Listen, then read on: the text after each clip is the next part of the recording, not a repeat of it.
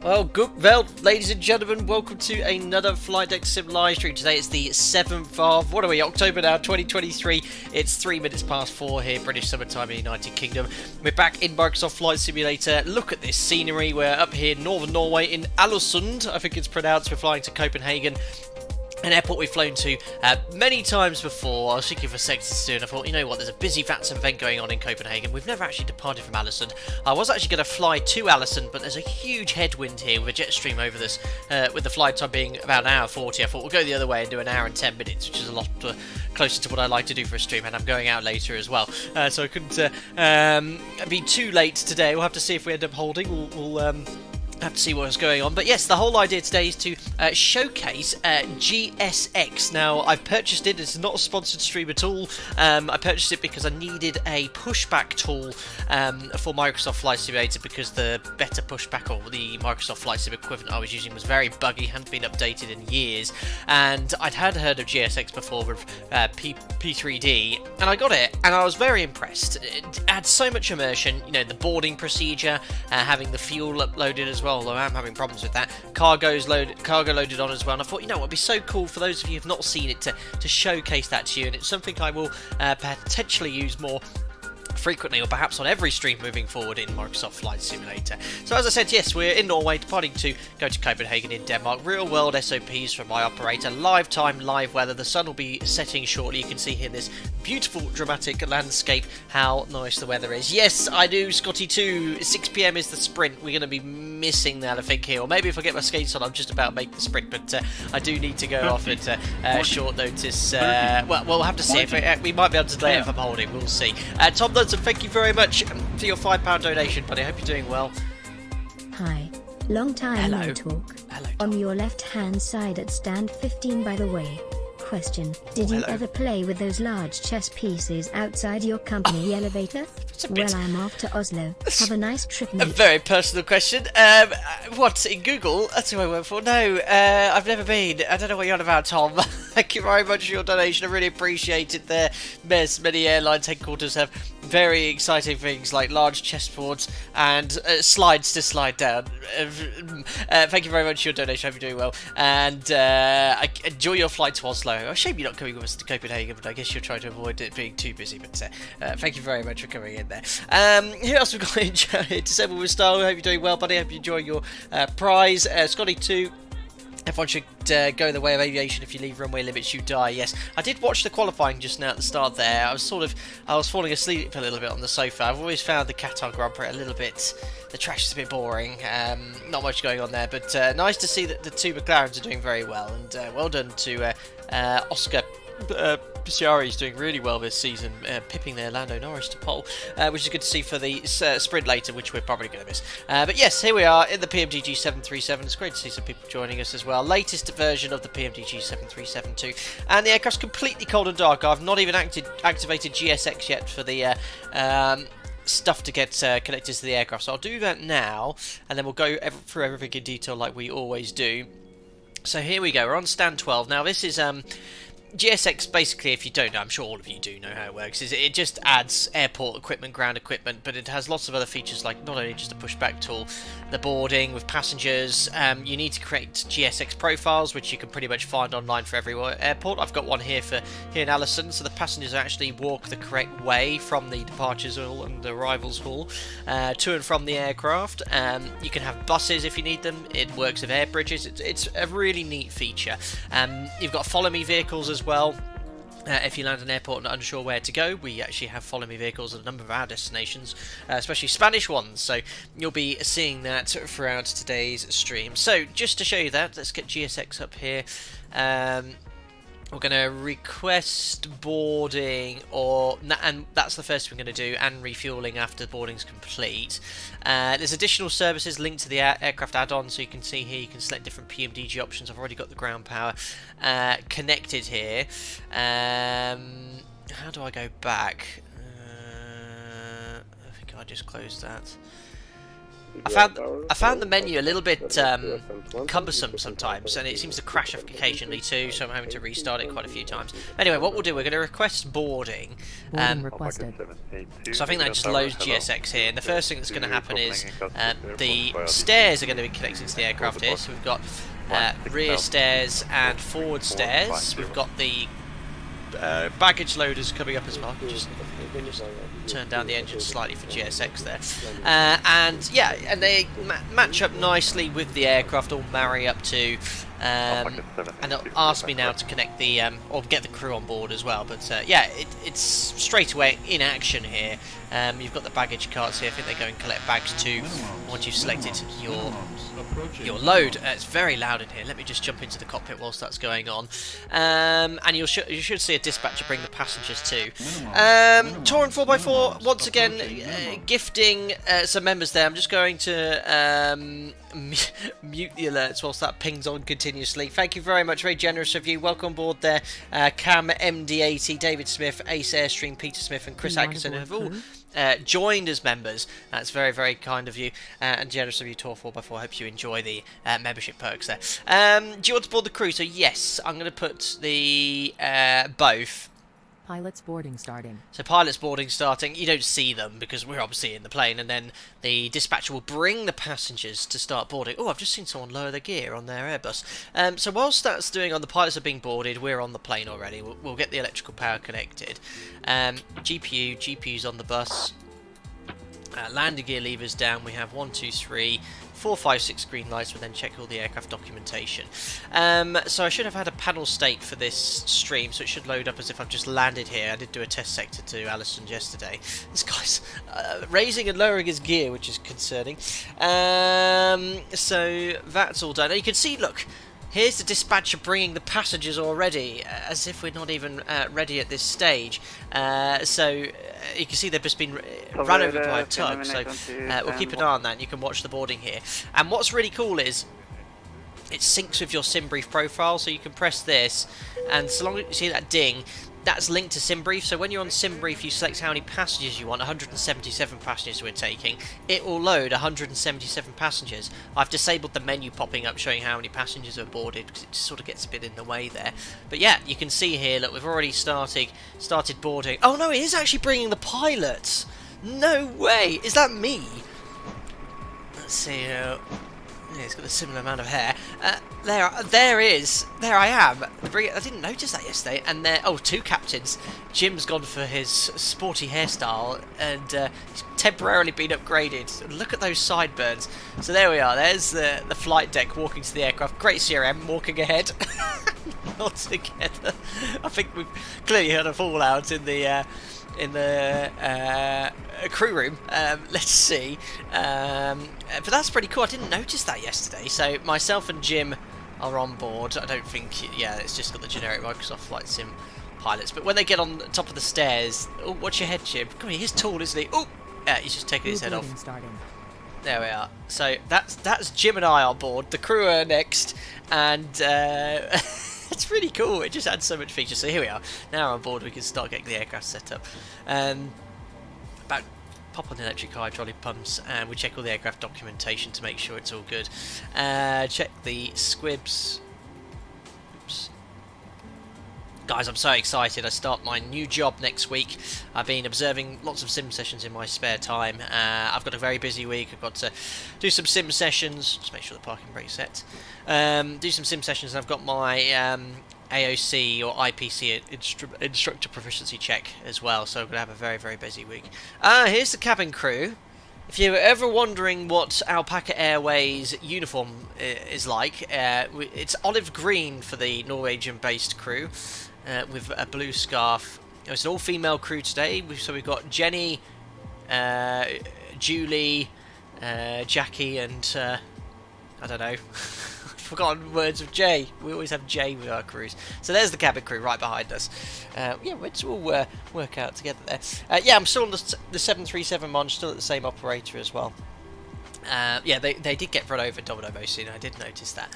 But yeah, we're all meant to go to the aircraft together. Why is the gear swinging up and down on this Alpaca Airbus? Interesting. And it's so cool. We've got a little dispatcher there with a clipboard. He's got a very very big chest. You wouldn't want to mess around with him, would you? Let's carry on with the rest of the setup. So, fuel. I cannot get on with the GSX fuel profile here. I followed the video online. I chose a fuel quantity based off a percentage. I'll try again later, but we'll load that up last once we've completed boarding. Unfortunately, you can't board and call for fuel at the same time, which is quite common at a lot of airlines there. So that's done. We'll do the scripts, do the fault and fire tests now. Oh, what's happened to the click spots? I've got like a little arrow, there we are. So fault APU detector in op, master caution overheat detector, fire warning. Your crew has boarded. Excellent. Passengers boarding starting. Our passengers next, so wheel well, fire warning light, engine overheat light, fire warning bell, and master caution overheat 2. Emergency exit lights are armed. Right, remind me to fill up with fuel later, because I usually do it at this stage here. We test the attend button. Flaps are up, which match the indicated position. Cheers, Tour 4x4. Wow, 4 months. Hope we don't miss much with the new job. Thank you very much. Once I get established in my new role, you'll see much more of me. And to all members, I'm going to be doing some stuff on Discord next week prior to my sim sessions, which I want to practice in the simulator prior to my session. So I'll post you information about that in the announcement section, because there is some stuff I want to try out, and it'll be good fun for you guys to see it, and it'll be beneficial to me because you could ask me some tricky questions such as the cadets do during type ratings. Here come our passengers as we continue setting up. The fire test we've completed, working our way down here. We've done that. Check the radio tuning panel, that's set to Ålesund Tower with the ATIS on standby. The transponder's set to standby as well. Cargo fire test, aft and forward, 2 green lights, no detector faults. Rudder and on trims 3 and 0. Check the gear extension door is closed. Circuit breakers are all in. Working our way up here on the overhead panel. Stall warning test, Mach airspeed warning test. Flight recorder checked. IRS to nav. Might take quite a long time to align with this latitude. Check all the safety equipment, check the tech log, make sure the aircraft is fully serviceable. Now, just to show you here the passengers, there you can see Juliet at the front accepting our passengers, and here's all the passengers coming on as well. How cool is this? So good. And on sim brief, I said I wanted 177 passengers, and I'm led to believe you will see 177 people get on, which is pretty cool. Yeah, it's just adds a level of immersion. You'll have to let me know in the comments section after the stream if you like this feature added on here, but obviously I'm trying to get everything set up as well and enjoy all the passengers boarding and seeing all the profiles here too. Screwpilot says, I hate GSX, worst piece of software I've ever bought. I could barely download it, the pushback didn't work, my simulator crashes constantly. I'm sorry to hear that. I've had reasonably good experience. The pushback I've had mixed reviews and issues with, and the problem is if you want to choose your own pushback, it's not a user-friendly system. You have to choose these pre-selected pushbacks. The manual one, it's lots of funny buttons, and I've already got things assigned to it. The better pushback in X-Plane is a lot more intuitive and natural to use. Martin says, I think I know some of the passengers. Brilliant. Right, let's grab some weather. Whilst I'm doing that, you can enjoy the boarding. Let's get the ATIS here. 126.50. I don't think it's on voice. Oh, it's I haven't quite got the right frequency. Contact Tower 118.1. Wind 340 degrees 10 knots, variable between 290 and 010 degrees. Visibility 10 kilometers or more. Showers in the vicinity. Clouds scattered at tower, cumulus detected 3,200 feet. Temperature 7.2.1. QNH 1019. Perfect, that's it. This is Vigor information, November. Tom 1450 Zulu. Vigor. Expect RNP Zulu approach. Runway MU 06. Definitely right airport. Runway condition wet. Transition level 80. For clearance and startup, contact Tower 118.1. Wind 340 degrees, 10 knots, Perfect, variable so I've copied between. all that. Well, the temperature's slightly different to what I think I'm getting in the sim. They're saying 7 here, 4 degrees there. So we'll keep an eye on that. And it's wet. I don't think it's wet in the simulator here, so we'll consider it dry. I don't have performance data for this airport anyway. Yeah, absolutely, Andy says it's there. To get the milestone of GSX, you really need to download the custom profiles for each airport. The parking positions will be correct, and pushback positions will be set for most of the common types of plane. Yeah, absolutely. And it doesn't literally. You just type in Google GSX profile for Ålesund, GSX profile for Copenhagen, download them, put them in the folder, and it works well. But you have to do that. The default airports, it does sort of half work, but it's sort of a bit generic, and it didn't work out of the airport I was testing out. It didn't work very well out of the airport I was testing from. Right, let's set the MFRA 1080. We've got the latest weather conditions off the ATIS. Runway 06 for departure, and now it's time to load up the flight management computer. So, let me grab the summary flight plan. Morning, it's afternoon. There we are, so Alpaca 60 X-ray today, here's the operational flight plan. We'll put the code in, which is Echo November Alpha Lima. Between 290 degrees and 010 degrees. Runway 06 cleared for takeoff. There we are, and we're flying to Copenhagen, which is Echo Kilo Charlie Hotel. Our call sign today is Alpaca 6 Sierra X-ray. Departure, runway 06. It will be the Giga 2 Echo. This was the requested routing from the tower controller, who is a moderator on my channel, is an Airbus A320 first officer, ladies and gentlemen. So you've got me flying the plane, you've got an Airbus A320 first officer on the tower. He's also flown the 737 too. So real pilots everywhere today. After Giga, director Bomgu. After Bomgu, direct to Toppler. Lima 996 to Ernov. And today we're expecting 4 left, 0, I'm turning American, 04 left into Copenhagen. It'll be an Enrov 2 Alpha. It won't be the CAS transition, so I'll activate that, execute, just check the plan page here. Just check for any discontinuities.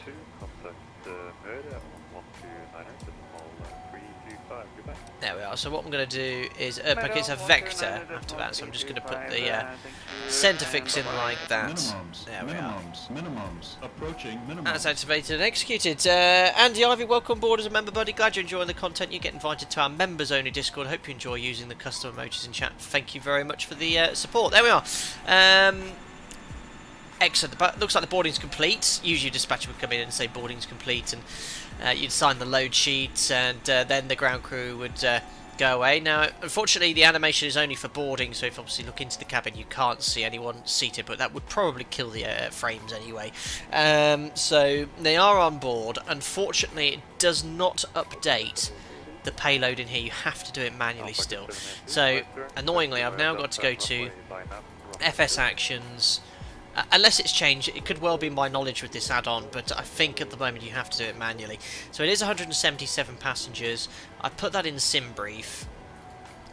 So it should be about this. It should be the 038, give or take a few hundred kilos, be the same. 038, 57.8, 57.5. That's fine. So we're 300 kilos lighter. That's equivalent of about 5 passengers.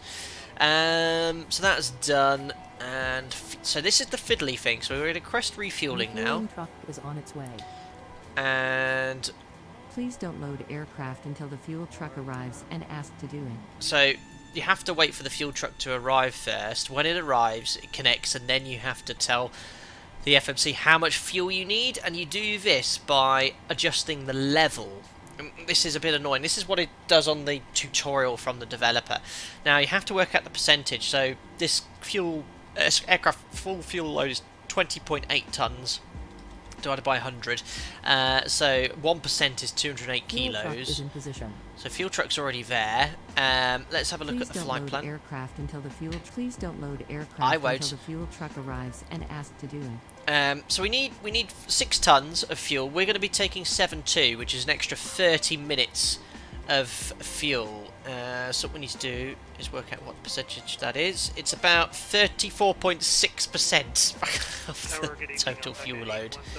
So that's what we need to load up, which will be about 7.2 tons. So as soon as that's done, because I can't really do anything until the fuel trucks arrive. Here he is. So I think it will state. Yeah, it's very. Use your airplane fuel system to set the desired fuel quantity. Right, so let's do that now, and this is what he did. So 34.6. There we are. There we are. You can see it's now uplifting the fuel. So it's a bit finicky and a bit fiddly, but it does work. And you can see the fuel being uplifted there. And yeah, it doesn't do it on the gauges, unfortunately, either. So I think the fueling's a bit of a gimmick at the moment until they actually have proper animations that actually works with the add-on. And does Mal typing in the kilos works for me normally? I did that and it didn't work. It just filled it all instantly. This went from 0 to whatever it was and just drove off. But yeah, until it actually updates it live time, I probably won't use this feature in a stream. I just wanted to show you today. But yeah, it does calculate the correct amount of litres, or I think this could be in gallons, for you to uplift there.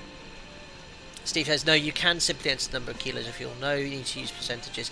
Very good. I just followed the video online. Now, for you guys that entered the fuel manually, did it upload instantly still, though, in the PMDG 737, or did it load incrementally like it does in the Zebo model or something like that? Yeah, I heard plainly in the Phoenix it works well. It does actually load the passengers and the fuel step by step as the passengers gets on, which is quite cool. Yeah, so is this a limitation then with the PMDG? I see what you're saying, Peter Green. It does update the fuel progressively on the Phoenix. That's really cool. Yeah, unfortunately for this, it is more a sort of a simulated uplift there. Now, whilst that's going on, we can get the clearance with Lars. Tau, hello, it's Alpaca 6 Sierra X-ray stand 12. Copy latest information, QNH 1019, departure clearance to Copenhagen, please. Alpaca 6 Sierra X-ray, Vika Tower, good afternoon. You're cleared to Copenhagen Kastrup Airport via the G-gated to Echo departure. Climb 6,000 feet and squawk 1734. Here to Copenhagen on the Giga 2 Echo departure, 6,000 feet, squawk 1734, Alpaca 6 Sierra X-ray. Alpaca 6 Sierra X-ray, read back correct. Break, Alpaca 817. That's Lars, one of the members, providing ATC. He flies the Airbus. And fueling's all complete, so he's buggered off. And we've got 7230, remember we've got an extra 30 minutes of fuel. So yeah, there it is. Shell v Power Nitro, or whatever it's called. Hey, the best fuel is the Tesco Momentum. That's the one you want to get. At least 1,000 octane. The MD80 has a seamless fuel load process with GSX. Okay, that's really cool. Oh yes, Chris, did you fix your wasp issue? Yes. So last stream, we discovered we had a wasp infestation, and we called the exterminator who came round just to make sure they weren't bees, because they can't touch the bees, and they were wasps. And because of access issues, we have no loft here. It's a 2-story house. They had to get a 25-foot pole and put in this jollop. It's like a powder through the hole. And he said if one wasp gets this on its body, goes into the nest, it will kill all of them. And there was so much of this dust around. I was like, well, that's going to get them. And they've gone. So yes, they have been eradicated, which is good. You know, I'm not one to needlessly murder insects, but I didn't want to. He estimated a nest size around 5,000. The amount that was swarming around there. So yeah, crazy. Thanks, Razin, being a member, member for 3 months, being a busy month, but at least there's a Fly Data Sim stream I can always relax to. Always looking forward to all your streams. Thank you very much, Razin. Hope you're doing well. Thanks for popping in. Itch It and Scratch It, 47 months as a member. Absolutely crazy. I hope all is well. Thank you very much, Itch It and Scratch It, who's been a member for almost 4 years on this channel. I really appreciate your support, buddy. Very well, and I hope you've been keeping well too. Right, so we've got the fuel on board, we've got the passengers on board, we've uploaded the payload here as well, so we can crack on with the performance now. So 0 fuel weights in, 57.5. Our alternate today is Billund, which isn't too far away. We need 2.6 tons. Cost index we'll use 30. We're cruising at our optimum cruise level of 35,000 feet. cruise wind, we'll take the average wind 297 at 98. Lovely tailwind pushing us all the way to Copenhagen today. Transition altitude, where's the ATIS? I thought I noted that. Transition level is 80, so we'll put 7,000. That's in. Performance, I don't have performance data here for Ålesund. It's not the longest runway. 2,300 metres, quite heavy. Let's go full 24k today, guys. That should be enough. We're going to have to backtrack, but we'll brief the departure. So that's in. Takeoff, flap 5. Always flap 5. V-speeds are 37, 38, 47, and the trim, based off CG of 18.3%, it's 5.9 units.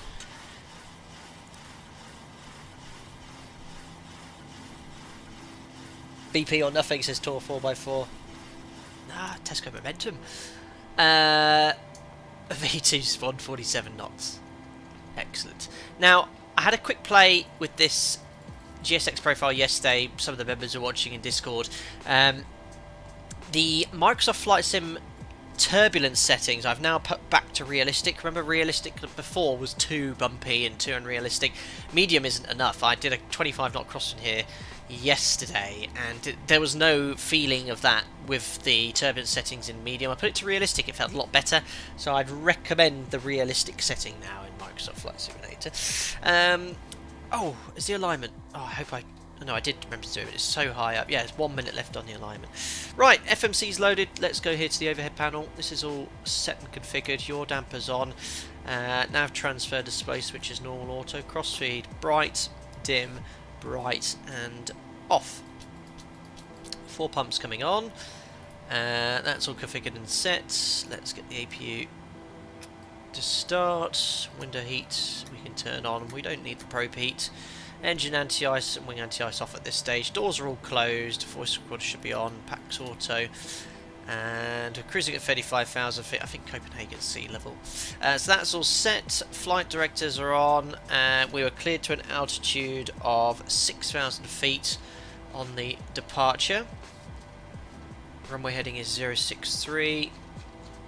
And you set the squawk as well. So auto brake to RTO, let's reset the fuel flow. And the alignment's almost complete there. Let's select legs for Jim. There we are. Trim knife set. Squawk was 1734.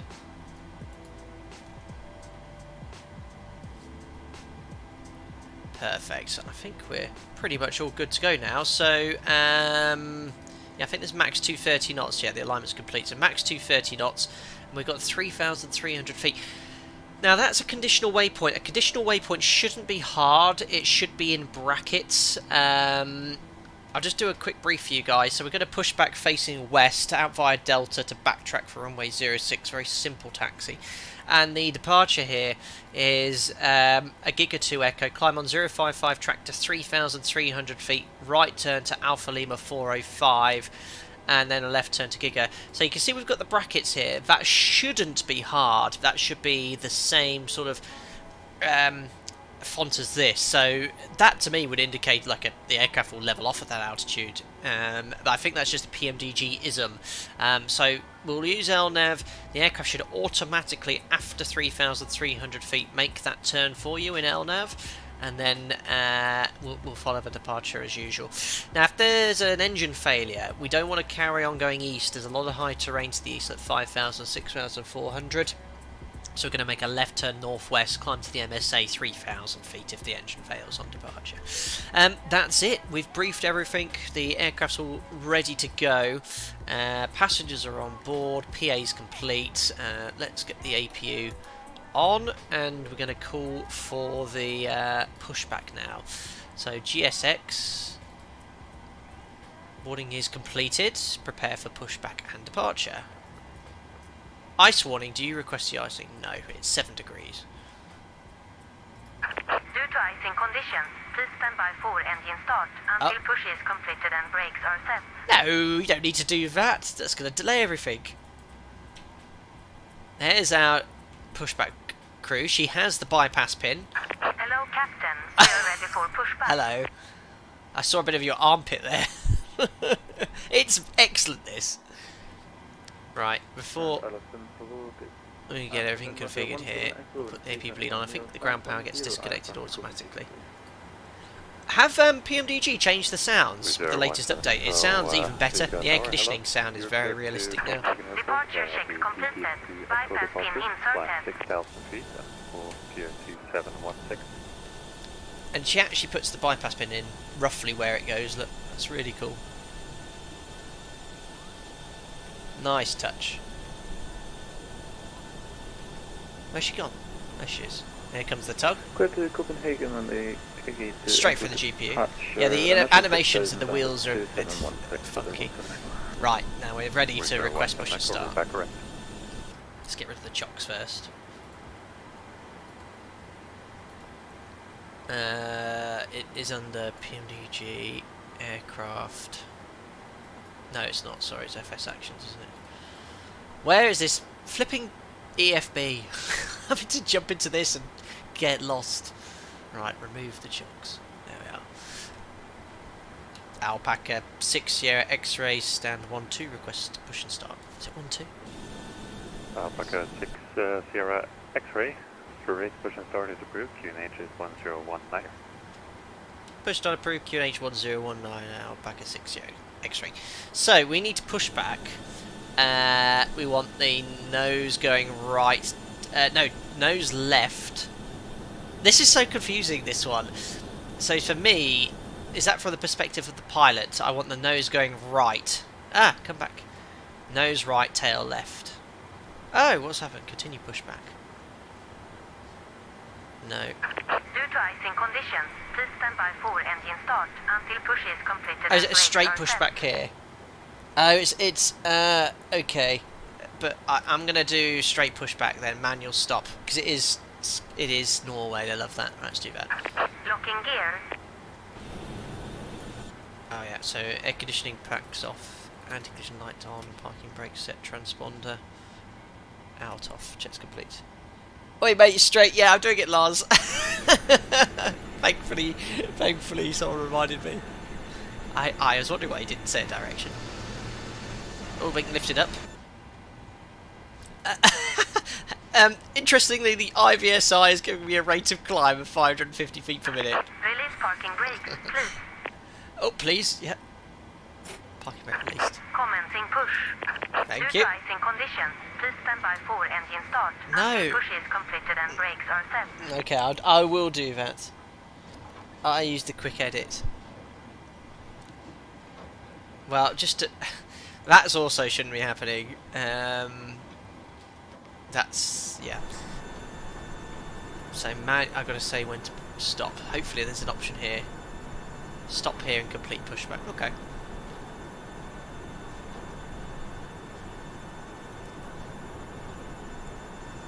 Thankfully I'm not blocking too many people. But yes, usually left and right, and as long as someone's made an accurate profile, it should be all good. So let's press stop here. Oh, that's the back of my head hitting the headrest. It's still, the wheels are still spinning on the tug. Where's she going? Where are you going? I've stopped. Is she just walking back? Is that a bug? Thanks. Oh, I haven't been told to set parking brake. Any advice? What's she seen? Maybe it's the default Microsoft Flight Simulator seagulls, which are apparently around Ålesund. Reset parking brake. Yeah, anytime. There's some weird noises going on in here. Cockpit to ground. We have a good engine start. We don't. Disconnect. Unlocking gear. So she said wait to start the engines. I've said 2 good starts. I'm just going to start the engines. Starting engine number 2.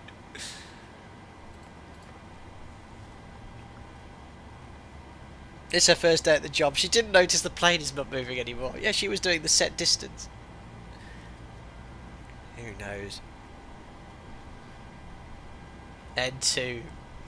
Oil pressure N1. Is it broken now? Oh, she's coming back. You're going to get blown over. Don't walk near that engine, whatever you do. That's very dangerous. no consideration for the health and safety of the ground staff here. I was, oh my god, well, thankfully I'm starting engine number 2, but that red flashing light, no, she's walked through the engine. Where is she going? Please remove the bypass pin. Ready for efficient start. Oh, she's removing the pin. 17 Echo, repeated for rate pushback, QNH 1019 requisition. Start cut out. Left is clear. Right is Push clear. start, please. Oh, that's Feedback, really hot and start. That is 1018. that should be around 400 to 500, maximum 550. That's too high, the EGT there. So 2563. You're wanting around. That's the absolute hottest I've seen the EGT stabilise on an idle engine. It's around 450 to 550. 550 being the maximum. Is she limping a bit? Well, she has walked into various parts of my aircraft. Oh, look, she's showing me the pin. Perfect. Where's the tug driver gone? N2, N1, 25. Oh, now she's disappeared off the face of the planet. I think GSX is done with me.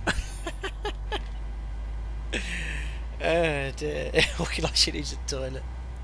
It's good. It's just a bit buggy and a bit glitchy. For example, because it thinks I'm in icing conditions, it wanted me to delay the engine start, but then it's saying 2 good starts, and it didn't complete the whole after engine start spiel there. But yeah, the EGT's stabilising too high here. I'd be very close to sort of moving the start lever above 600 in a max maybe with a leap, but not a CFM.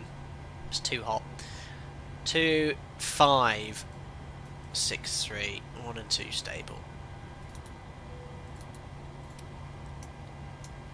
Beautiful flight today anyway. Going southeast right overhead Oslo. I'll enjoy the scenery.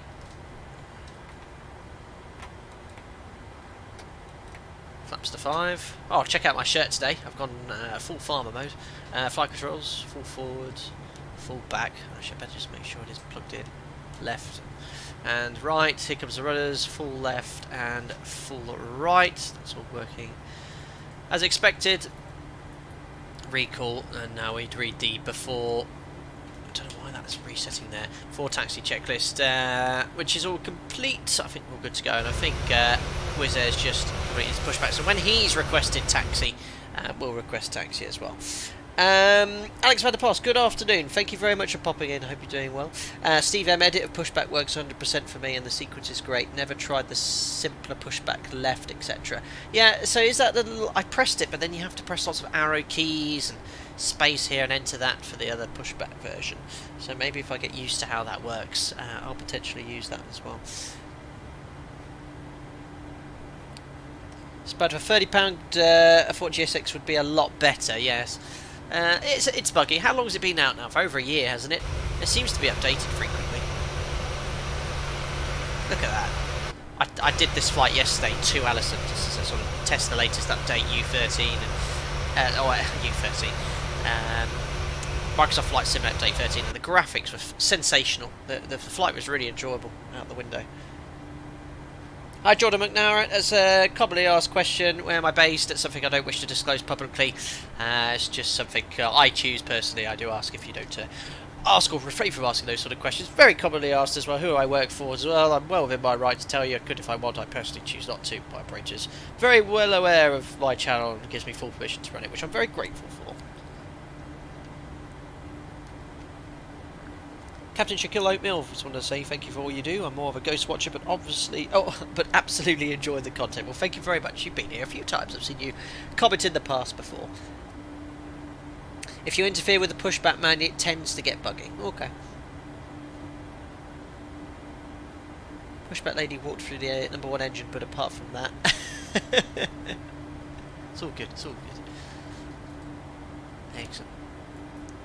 As soon as the whiz is ready for taxi. How's he actually going to sort of... Unless he's got stock... Might have stock scenery, to be fair. Absolutely stunning.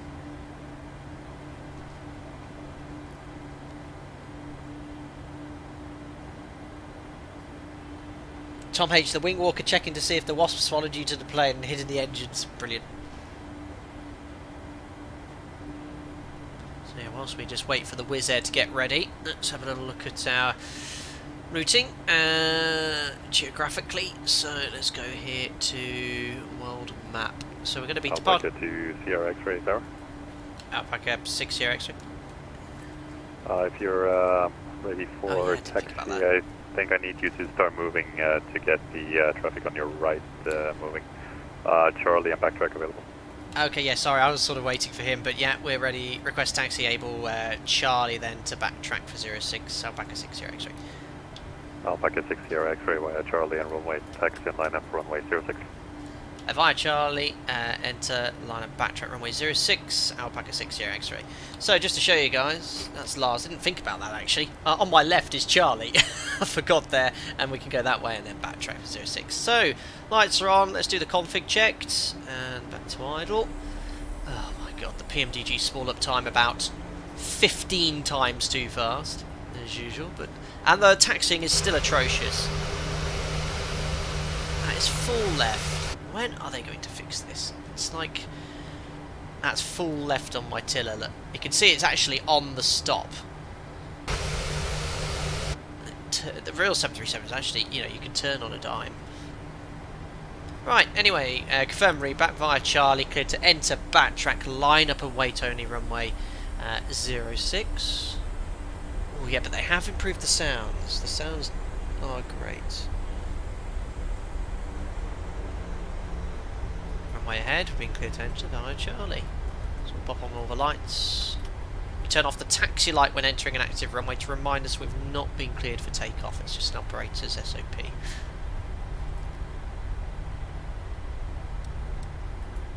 Grooved runway here. I forgot to mention, this is Orbeck scenery. Look, full left on the tiller, you wouldn't do it at this sort of speed anyway, but look at this. If I turn a little bit left, it does sort of turn a bit steeper, but it's... yeah, I'm well off the sense line there. Right, before takeoff, check this config. We checked flaps. We have... let's just make sure we've got the takeoff page. 5 green lights, stab trim, 5.9 units set. Takeoff briefing, we've got Pax Auto, bleeds on, V-speed set for departure, 37, 38, 47 on the MCP, the departure. Let's turn on to Charlie. Is the Giga 2 Echo, climbing straight ahead 3,300 feet. And then we're going to make a right turn. That's a right turn inbound to waypoint Alpha Lima 607. Stop altitude 6,000 feet. I'll treat it as NADP2, so we'll accelerate at 1,000 feet above aerodrome level. And that's about it. Any problems, we'll make sure we'll make a left turn to backtrack and hold. Anyone know what the... well, it's my operator's SOP. Maximum taxi speed is 30 knots, but when backtracking a runway, you can go a little bit faster. Anyone know in chat? We'll see if you know. Right, whilst we're doing that, we'll do the checks below the line. So, oh yeah, someone said pre-select heading select. Yeah, it's a bit buggy or different to my operator. So MCP set, transponder is down here. TAR rate. Strobe lights are on. Waiting for our takeoff clearance. Weather radar on as well.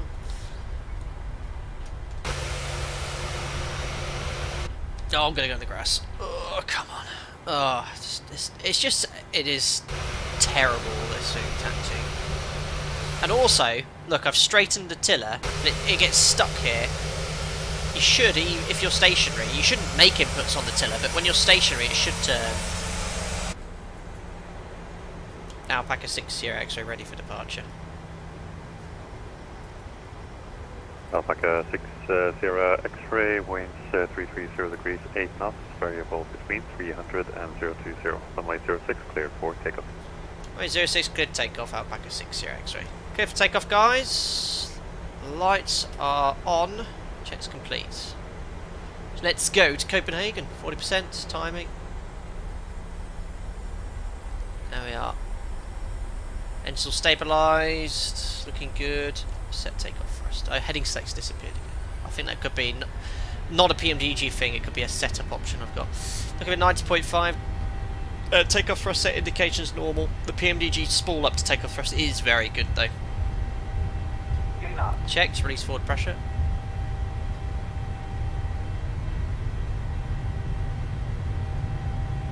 It's a humpy old runway, isn't it? Up we go. Yeah, much. With that crosswind there, it's only 10 knots. You need a little bit more aileron into wind. Question with their Yeah, 1 but it control didn't by work. Charlie Gears and runway. Backtrack and line up runway 2. No more than 20 degrees. Line up and backtrack 06 with their 1 echo. In the left turn. Even the flight directors commanding a higher altitude don't go above 20 degrees. Bug up. Alpaca 60 X-ray, contact mid approach on frequency 129.325. Goodbye. 129.325. Thanks a lot for the AC, Lars. Alpaca 60 X-ray, bye. Boeing for life. Yeah, bro. So Lars used to fly the Airbus. Sorry, the 737. He's now on the Airbus, and I think he's missing the 737 a little bit. Certain elements of the 737. Flaps to 1, flaps to up. It is handling quite nicely, the PMDG. Again, the flight director commands are a little high on departure. Let's see if it makes this turn at 3,300 feet. Then I'll contact departures. Yep, very good. That's well modelled. So it's now commanding the right turn after reaching the conditional height of 3,300. We'll now select vertical speed. The scenery is spectacular for 2,000 feet per minute. Trying to hand fly and tune the next frequency.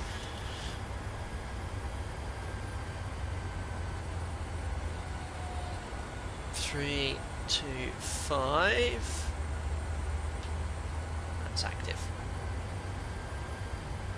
Departures, hello, it's Alpaca 6 Sierra X-ray. We're on the Giga 2 Echo, passing 4,600 for 6,000 feet. Alpaca 6 Sierra X-ray, mirror approach identified. Climb flight level 170, direct GG. Climb flight level 170, direct to Giga Alpaca 6 Sierra X-ray. So, oh, this is hard because I'm trying to hand fly and update the FMC. This is where single pilot is quite tricky. So Giga, execute, LNAV's available, LNAV's engaged. We'll go back to VNAV and climb flight level 170. Set standard. Passing 5-5 for flight level 170. I'll get this turn in here. Yeah, the PMDG, once you... minus takeoff and landing, the general handling is actually really nice. The pitch and power is very, very good. The thrust pitch couple, when I added all that thrust in there, you'd expect the nose to come up a lot more and you'd have to pitch a little more nose down in the real aircraft and retrim, whereas this, it sort of stays in trim. I've not made much trim change from 220 knots to 250. In real life, you'd have to make quite a lot of trim changes. But it's all in trim now at 250. Perfect. That'll do. Remember, this is now I'm becoming an instructor. Very important. If you fly the real aircraft or in the sim, make sure you select the mode, verify the change in the FMA, then call it. So Command A. The only way of confirming a mode is engaged is only checking the FMAs here. Right, let's do the after takeoff checklist. Gears off, water brakes off, take the start switches off. Air conditioning and pressurization. 3.5 psi. Climbing. Set. Oops, I've never put the seatbelt sign on. We'll leave them on for now. Release the crew.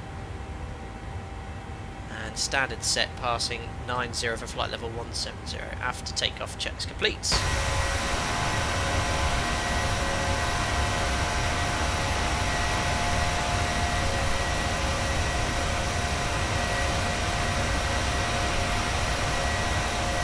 Beautiful. Yeah, I thought it was about the heading select. It might have been a setting in the FMC. Right, passing 104 for flight level 170. Look at the tailwind increasing. That's great for us. Let's do the pre-cruise check. So fuel 6 pumps. We'll pop off the lights. Logo's off. Verify the APU's off. Pressurization 4.2 psi. Climbing. And set. Now we can release the passengers. Recall. There we are. Pre-cruise check's complete. Sean, had you put the seatbelts on or not off? No, I put them back to approach on, I think, but now I want to turn them off again. They were off. It's a 17 Echo, mirror approach identified. Climb via SID, flight level 170. Yeah, the scenery in Microsoft Flight Sim is Flight level mega. 170, was there 17 Echo? Scotty 2, if the trim is left for a certain amount of seconds after takeoff in the 737, does it? 6 Sierra X-ray, contact Polaris Control, frequency 118.875. Polaris 118.875, Alpaca 6 Sierra X-ray, bye. Polaris. I always think that sounds like a company in James Bond's that would be led by the bad guys. You know, who do you work for? Polaris. Polaris, good evening. So Alpaca 6 Sierra X-ray, climbing flight level 1702 Giga.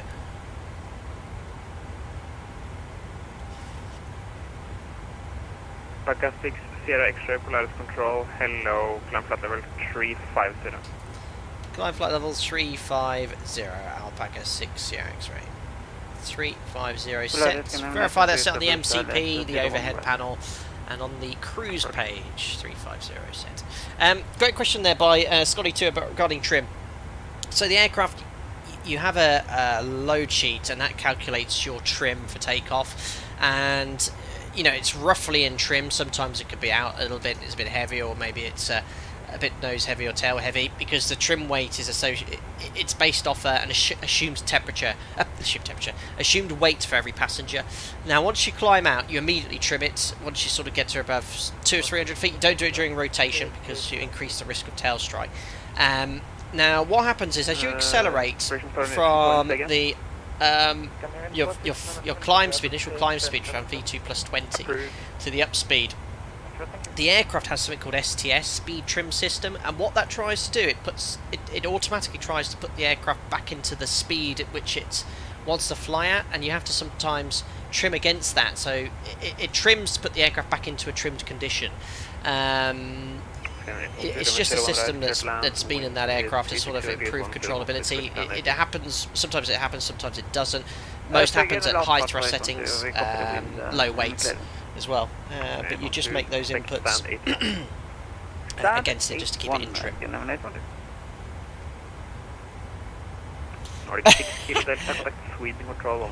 List them in now. I imagine ATC with a scarred face and an eye patch. Yes, Polaris.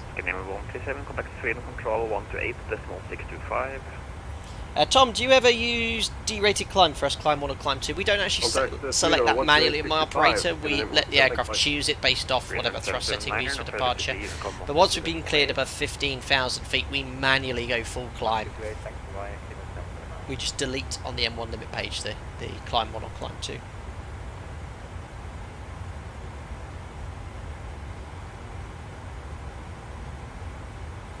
Flying Dylan, hello Flying Dylan Sim from my temporary home in Paris, where I rest before a full week of sim prep sessions before the real sim assessment on Thursday. That sounds like you're getting prepared there, Flying Dylan. Good luck with everything. I hope your assessment goes well. With Air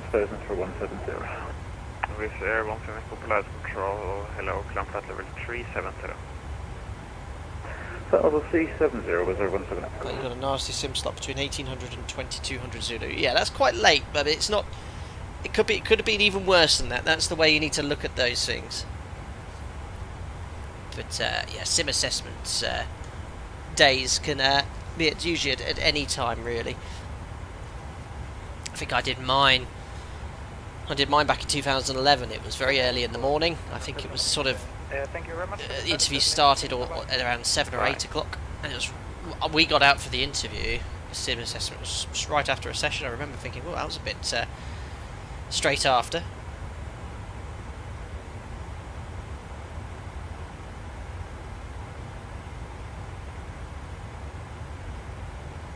Perfect.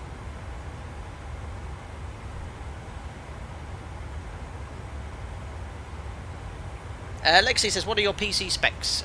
Use the command exclamation mark PC in chat and they should come up for you. Yeah, 50 knot tailwind. Yeah, like I said, I was going to fly from Copenhagen to Ålesund, but the flight time was 30 minutes longer. We'll see why in a second. Stunning scenery here.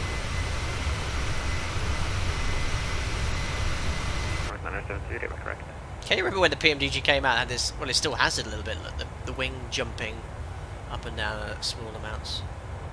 Alpaca 782, contact Sweden Control 128.625. 128.625. Fantastic. Do you tend to use assumed temperature from the Boeing OPT, says Longcat? Yes, we generally try to reduce the thrust to a lower setting, better wear and tear for the engine, longer life for the engine as well. It doesn't actually save a huge amount of fuel though, if any. High thrust settings actually save fuel. I know it sounds a bit bizarre, but it means you can get to a higher altitude quicker, where a jet engine is most efficient is at the cruise altitude, but it's more cost effective to reduce the thrust. The lower EGT engines last longer. Maverick said, with flap position not up, the aircraft should trim automatically. No, that's not linked to the flaps at all. The speed trim system, which I think we're probably referring to there, makes inputs to essentially get the aircraft back to its trimmed speed or assigned trim speed. And it trims in the direction opposite to the speed change. So if it accelerates, it'll trim to make the controls heavier, so you get back into the speed.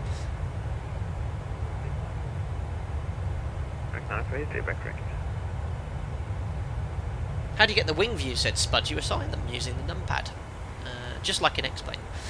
There's a video online on YouTube on how to, I think it's literally called how to make the Microsoft Flight Sim views work like in X-Plane.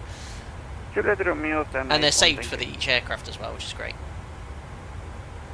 Wizz Air 17 Echo, clear direct to Skug. Wizz Air 423 direct. Steve M. GSX recommends use the GSX icon at the top of the screen to turn it off after pushback. Ah, so do I press that? Ah, okay. To prevent micro stutters. Well, great tip there, thank you very much.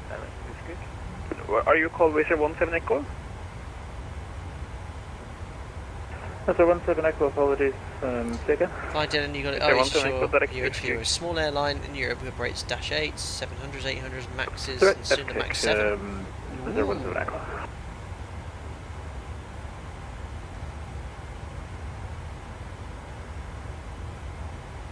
Yun Yun Yap says, interesting, seems you'll be going around the same time as a 737NG driver. Is he streaming today? I have no clue if he's streaming or not.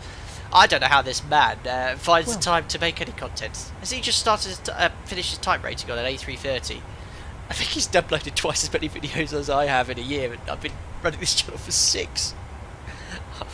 But the good news is, returning to the training department, it will actually inspire me, I'm sure, to think of new ideas and things to do. But it will give me more time on the long term. But I am so excited to start my new job. And the thing was, when I started this channel, I just started as an SFI. So I've always been instructing when I started it. Zulu Romeo stand 81800. Zulu Romeo 1 to stand 81. Juliet Romeo 1 stunning scenery. stand 81.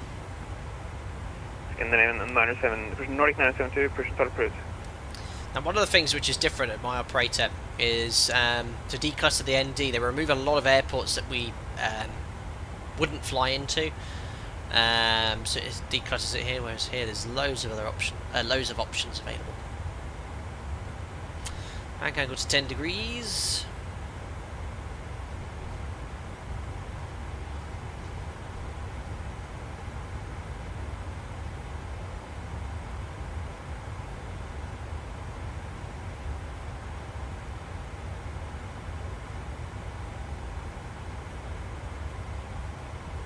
Superb. Check the pressurization, passing 30,000 feet. Diff pressure 7.8 psi, cabin altitude 5,000 feet, and slowly climbing. No complaints from the cabin.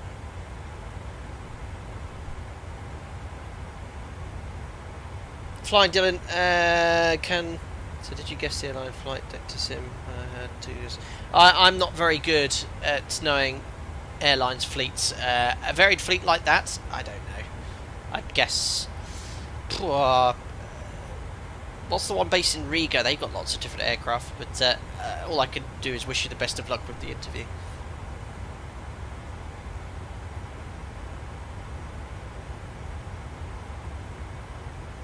Yeah, what do you think, guys? Think of GSX. Is it a yay or is it a nay? Would you like me to use it moving forward or not?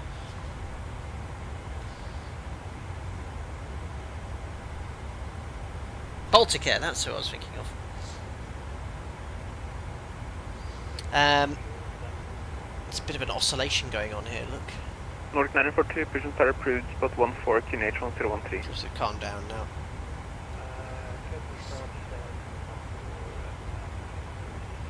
Domino Mosina says, looks here. It's a nay. Oh dear, it's a nay for GSX. Interesting. I mean, I primarily got it for the pushback tool. Because the free one was just so buggy for me.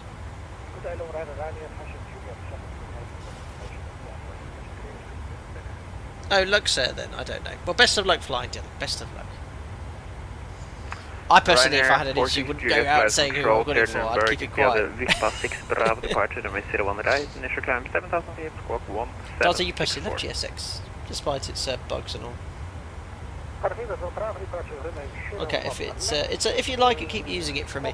Let's see. I mean, I've only used it with the PMDG 737. I think it works very well with Phoenix, from what people have been telling me. Yeah, the pushback tool is the main reason I want to use it. Very sparsely populated here. Let's have a look how we are. I don't usually fly this neck of the woods. So continuing south, there's Oslo. We'll be passing over that shortly. Already routing direct to, is it Bomgu? Yeah, Bomgu in a straight line here. Navigraph continues to improve. So many new features now. Turn 180 onto Whiskey, then Sierra, holding point Bravo 1. Telemetry data here.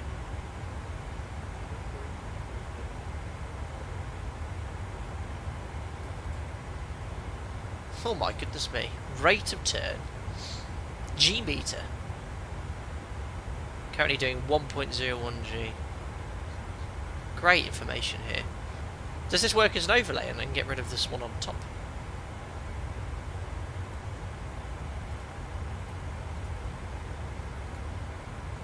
Well, hopefully I can see this jet stream. Oh look, oh yeah, look, jet stream. There you go, look. So you can see, as we get towards Bomgu, this is in excess of 100 knots here. That's going to really push us along quickly. You can see it bending across over the Atlantic.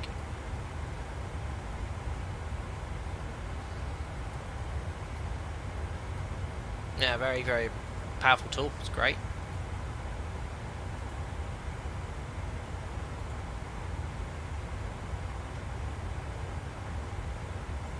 Mega. Right, one to go. I was too busy looking outside at Navigraph. VNAV path FMC speed looking good.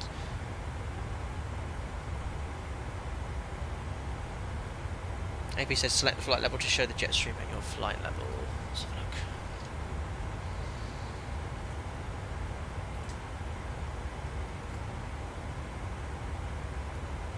Ah, so we're at 35, or a bit of interpolation. Oh, cool.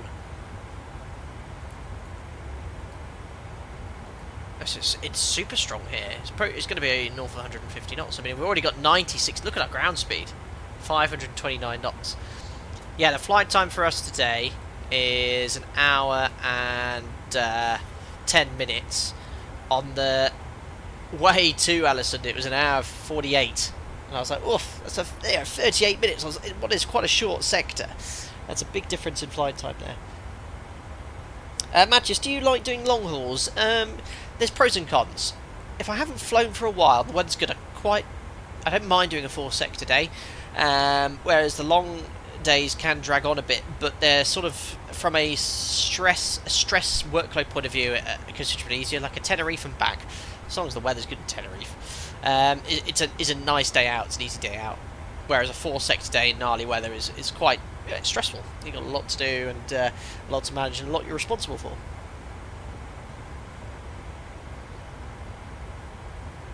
Rick, if you fly VATSIM, then you must have seen some bizarre aircraft attitudes when another pilot uses GSX Pro pushback. I have noticed it before, but I don't know if anyone who was joining me on the sector there noticed anything unusual with the aircraft. But I think it was Domino Musina to my left, his gear was going up and down, but I think he said that wasn't related to what anything he was doing there.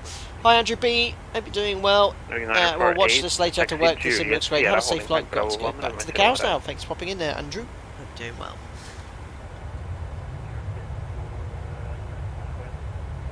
These scratches on the window are great. Really realistic.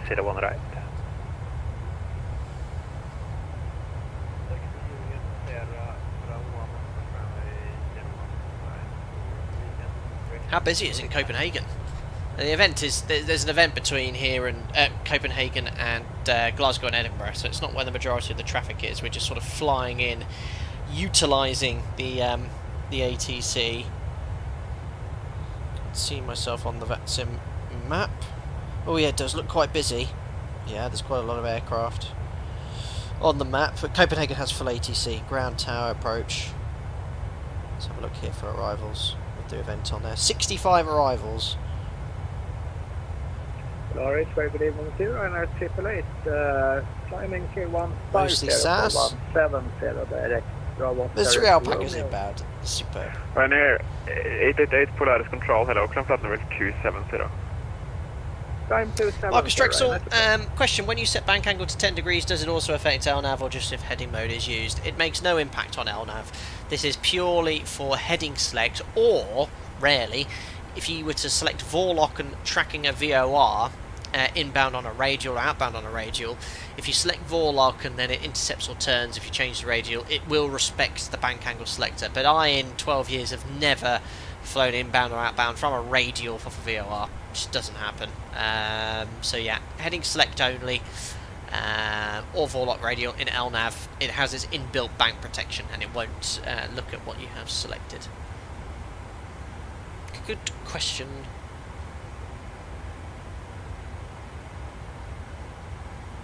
Good luck flying, Dylan, going back to your studies. I'll be doing that for most of tomorrow.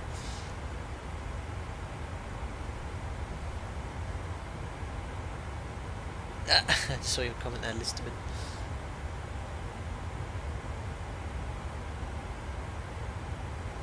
I wasn't sure about VORLOC, I couldn't remember though. I mean, I can have a look, just sort of try it out. Let's see if there's any VRs en route. I don't think there is. Let's get rid of the weather.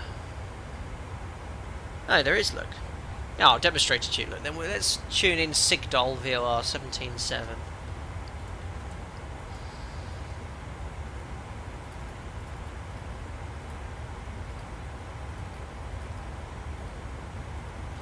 So that's active. So if I go here to VOR, or center it as well, prefer the center display. Let's put the inbound radial. There you go. Is there 423, when ready, descend flat level. So inbound on the 153. So the radial is going to be the reciprocal 339. So if I now select VORLOC, VORLOC's armed. Nordic 972, wind 360 degrees, 10 knots, and 01 right, careful. Why is VORLOC not engaged? VORLOC should engage here. That's a bug. Continue 886 with flight radio check. Station calling, really big. Is 4, your microphone is way too loud. Yeah, so it's now flying on the radial. It's a bit late there. So if I turn it here, look, it's going to fly left. Let's check. Let's set that to 10 degrees and see if it respects it. Yeah, it does. Very good. PMDG modelling is pretty exceptional. So you can see here, I've set 10 degrees. If I set it to 25, there you go. It's going to increase the bank angle. So it does respect VOR as per the real aircraft in VOR mode. But I've never. Yeah, obviously, the aircraft can do it. You can use that to fly inbound and outbound from a radial. But yeah, I mean, VOR flying is a rare thing these days.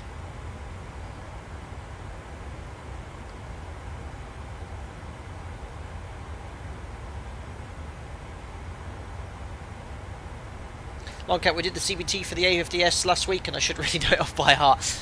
There's a lot of things in this aircraft to learn, as with any aircraft on an E-type rating, and it's important that you know certain elements by memory.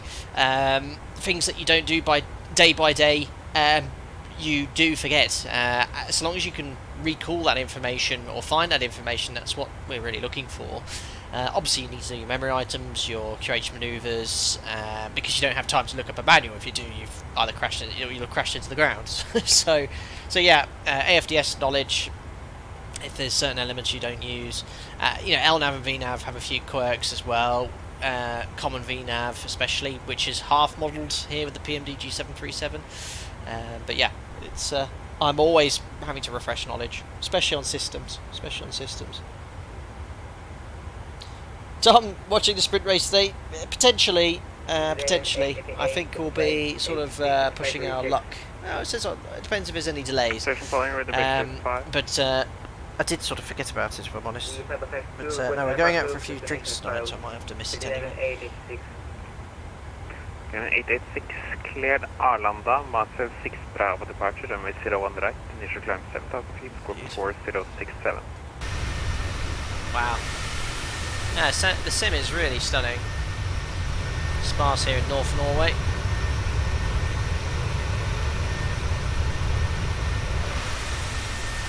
Good performance.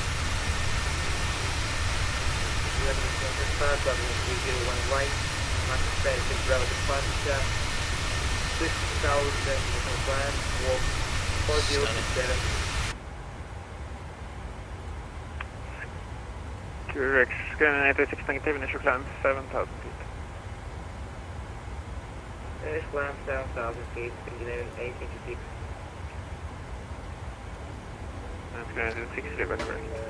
When are we going to get working weather radar on this aircraft? Or any aircraft in Microsoft Flight Sim? Nordic 972, clear direct Kelin. Lighting is so good in this sim, I know. It looks great. Really realistic.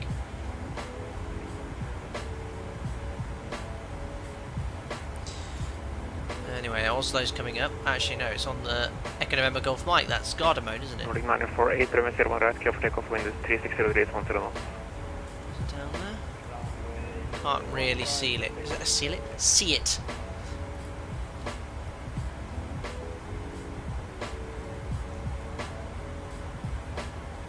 No, I can't quite see it there, I'm afraid.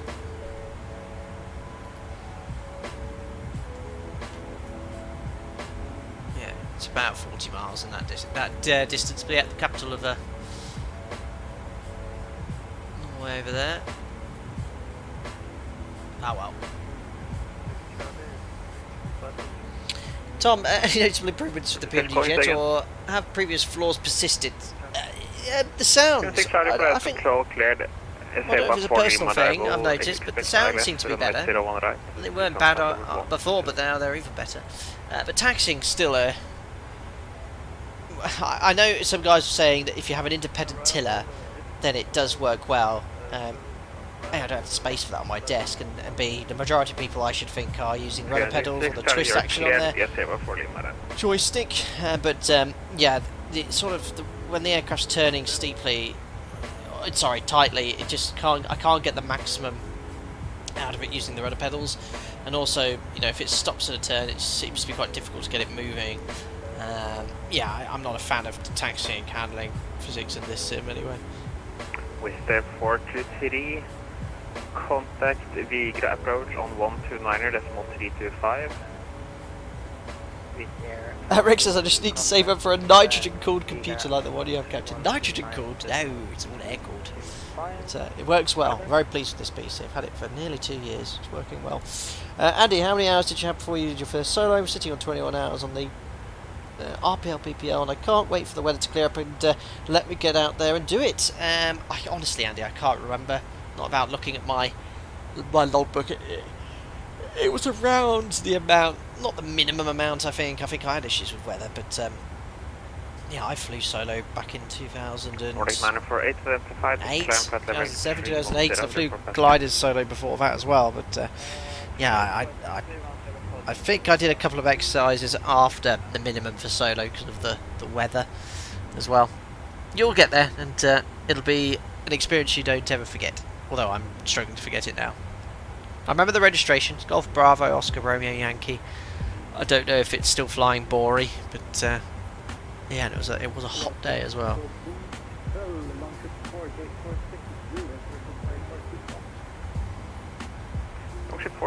Longcat, use my joystick next to my yoke as a tiller lol. It seems to work very well. Yeah, that's a good idea, but the twist function on my Airbus side stick is broken. It doesn't work at all, and the throttle as well. Yeah, I only have the rudder pedals as an option at the moment.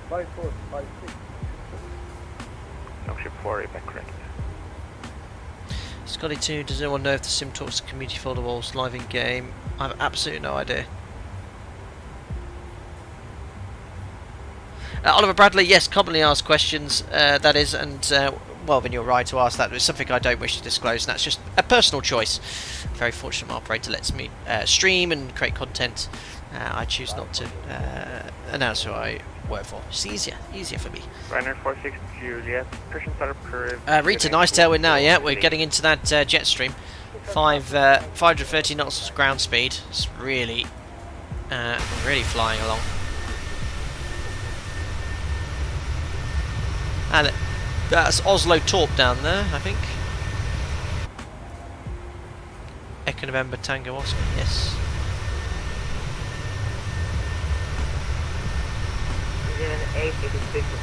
Sorry Longcat.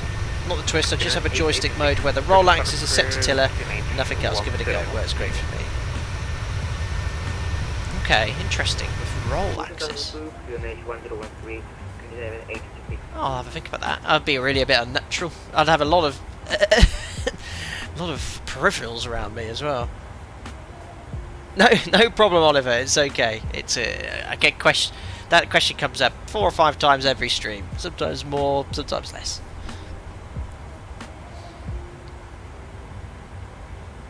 Plane Spotter says, lucky your cap got a 64 knot headwind at 370 going Mach 78, roughly 40 miles behind you. Oof.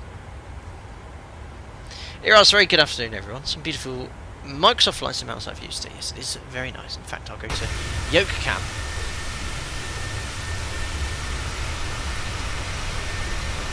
Fantastic, isn't it? Performance is great as well.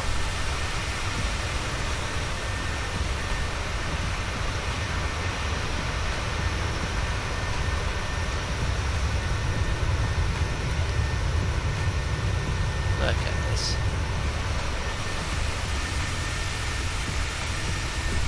Alpaca 6 X-ray, Sweden control 128.625. 128.625, Alpaca 6 Sierra X-ray. Thanks for the 80, sir. Bye. Bye. Nordic 972, sorry, confirm I gave you flight level 310 initially. There we are, that's the frequency.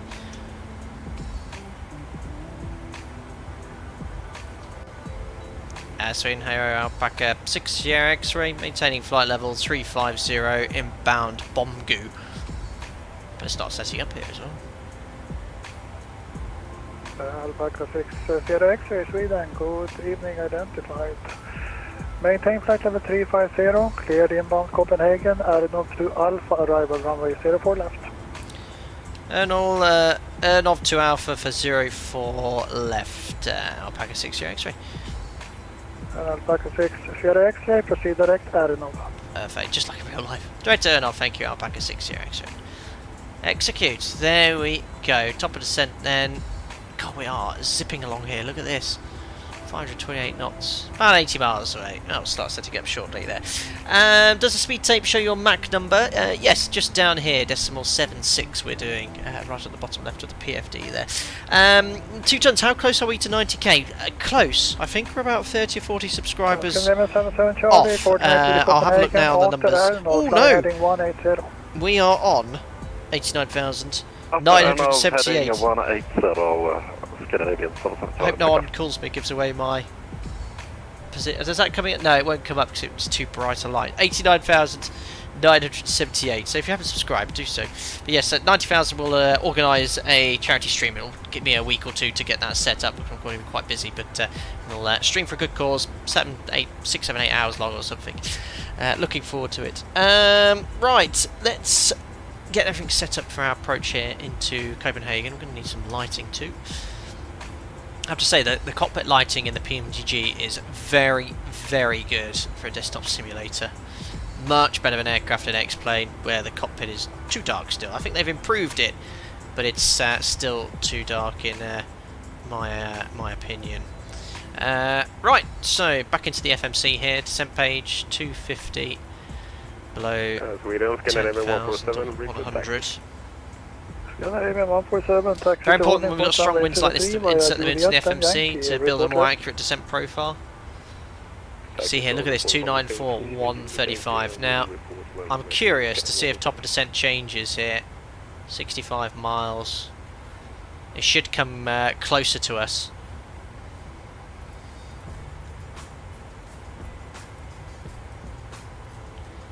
Uh, 200, 100.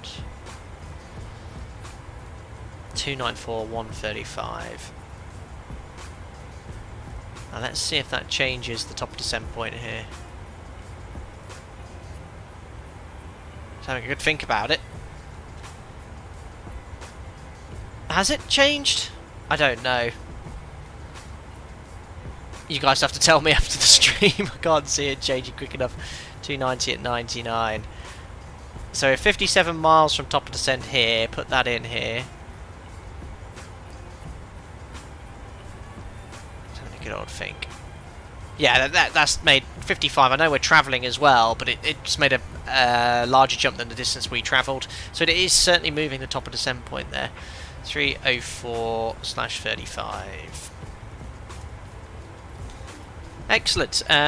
Latest weather conditions in Copenhagen. I'll grab the latest on text. Kilo Charlie Hotel. Copenhagen arrival. Information Lima. QNH is 1013.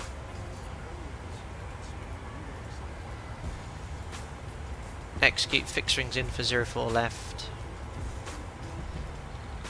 10-4. We're at 35,000 feet. We'll times that by 3 and it'll be roughly where we want to initiate our top of descent. It just increases situation awareness. You can actually see the top of descent point is quite early in comparison to the fixed ring. I've just explained why. Anyone listening, why is top of descent not closer to the green ring here? Why is it descending sooner? I did explain only 2 seconds ago. That's all in. Let's have a look at the arrival. Fast ground speed, you've got it, Longcats. You would know. Yes, strong tailwind. It's VNAV saying, right, if you've got that strong tail, we need to descend a bit sooner. Very good.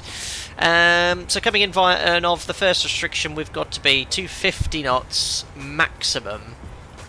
I don't like how it puts at 250. There we are. And at or below 110. Charlie Hotel 744. Set the transition level. And the defaults to a higher level here. Nordic 972 cleared Copenhagen, addon to Alpha, arrival runway 04 left. Transition level 65.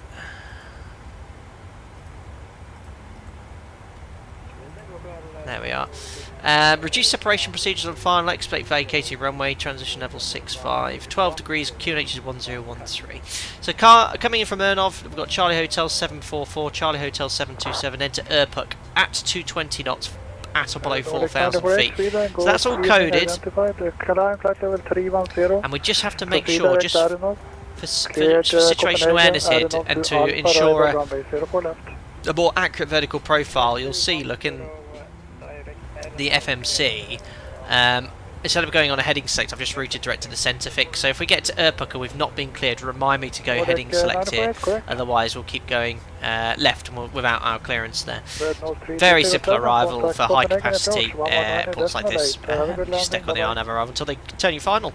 He said expects 04 left, which is the preferred landing runway here. Good evening, Mike. Alpha Zulu Delta November descending through flight level 152 direct Delta.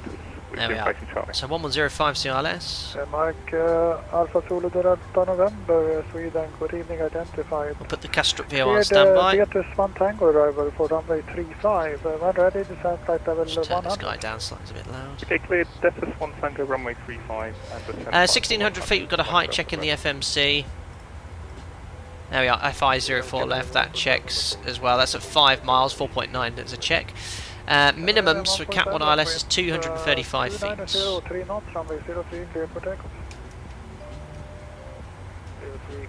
Got a tailwind. Whee. So frequencies courses to come up now 037, and the minimums have been set. Alpha 6 Sierra X-ray, when ready, descend flight level 100.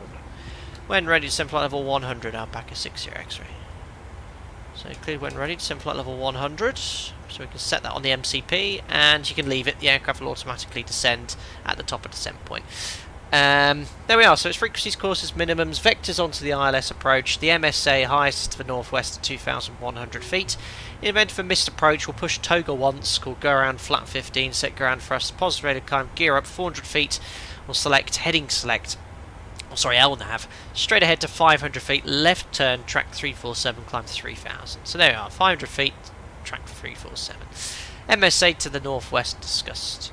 There we are. So landing on 4 left, lovely long runway here. They have minimum runway excursion here, so they want you to vacate as soon as possible. So to help out ATC, we'll actually plan to vacate at Alpha 7, which is about halfway down, around 1800 metres. Now, just from sort of memory, we never do this in real life, but we always check the APT. I haven't got it fired up next to me. Flap for, let's just see how much fuel we're going to burn. 600 kilos, 4.1 tons arriving into Copenhagen. We need 2.6 to get to Billund, so that's at least 30 minutes of fuel. We have 4.7 on board, we expect 4.1 on landing, so we're going to burn 600 kilos of fuel before landing. That's a landing weight of 61.6. Flap 30, order brake 3. Now, if I remember rightly, in Copenhagen they're quite sensitive with noise. I don't think they like you using above idle reverse unless required for safety reasons. Yeah, reverse thrust greater than idle, only approved for safety reasons. Any non-compliance, my operator will have to file a report. And then the normal taxiway instructions. Yes, Copenhagen could be a bit confusing. I've flown into this airport in the past, and it's around here. You just got to make sure you sort of vacate at the right area. So if I close this here, so vacating that first high speed. Let me just get my charts open in front of me as well. Alpha 7 or Alpha 6. We'll taxi straight in here, and then it's around here can be quite confusing. So we can either go Alpha, maybe a right turn onto Delta. So yes, now the GSX has a follow me car profile, but obviously it might not automatically comply with the retard. There we are, descending. It might not comply with the taxi instructions. So we'll just take our time, make sure we're happy with the routing, and then when we get closer, I'll use the follow me car and put the stand up here as well. That's it. I think we're all good. We haven't missed anything. We're happy with the taxi routing. Think we know what we'll get. And we've just started our descent into Copenhagen. Oh, that bass you get in the aircraft is great. Can you hear that? Superb. Right, best ever descent checklist, which you find on the control column.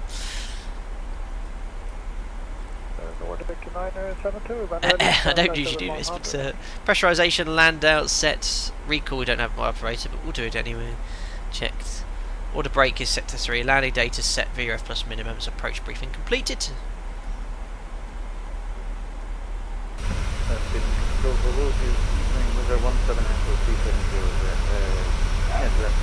Usually tell you to continue on present heading. Very good, Sonic. Yes, most airports that have the vector point, well, you have to maintain present heading anyway if you're not cleared. There's no holding usually. Maintain 370 aeronaut to Alpha 04 west and this direct aeronaut 117 anchor. Rick, have you ever used the rotating numbers on the right handle of the yoke? If so, what for? No. The Max doesn't have this anymore. They've got rid of this in the Max. Well, certainly on our options. Some people set VREF, but it's right there in front of you or in your FMC. Some people put the number element of their call sign in there, so 6 Sierra X-ray. It was just a memory device, which I never used. I still don't use it. Cleared 2,500 and so descending nicely. Rate of descent again. It's 1,800 feet per minute. It's too shallow for idle thrust at 273 knots. It'd probably be a little bit higher. I've always suspected that PMDG is doing its black magic in behind, but it gives you the impression of it working, although it doesn't show it completely idle, even though it is. There's 30,000 feet. Bank out. Well, it's already at 25 degrees because we were playing around with it earlier. Emmanuel Sales always put 738. I think if most of the time it says that as well. Maybe I've flown the aircraft after you've flown it. There we go. Look. It's quite cool. It's modelled at least. There we go. Maybe I should put 320. Ooh.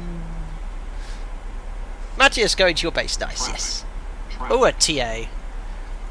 So I'm flying 99,000 feet below this. 9,900 feet below. So you shouldn't get a TA for that.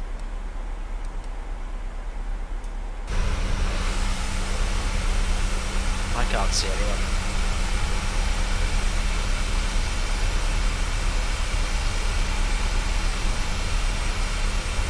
Otherwise, Sim's been flawless so far.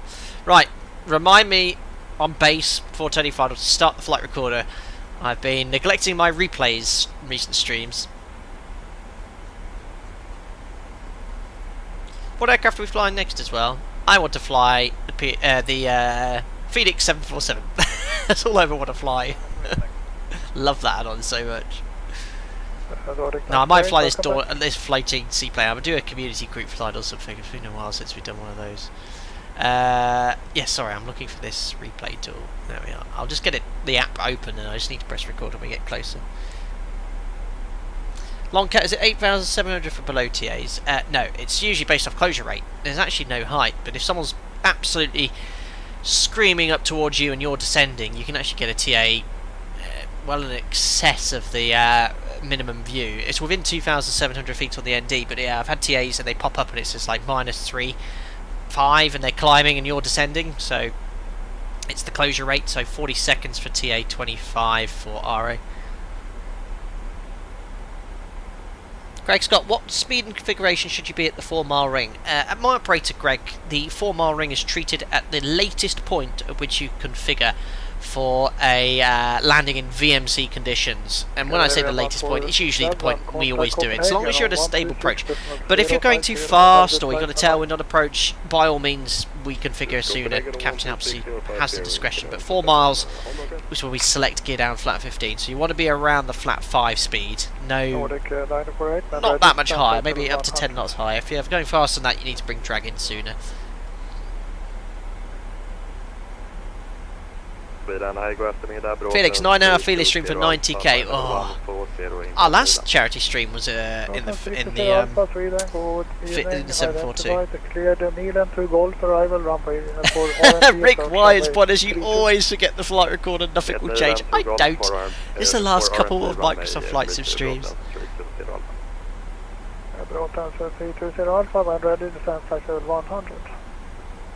We're ready, flight level 100, Rotan 30 Alpha, and is it possible to get the Met report?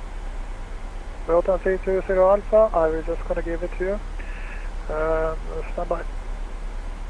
Thank you. This is very realistic, coming into top of clouds like this. Yeah, looks Alpha, Met reporting so home, good.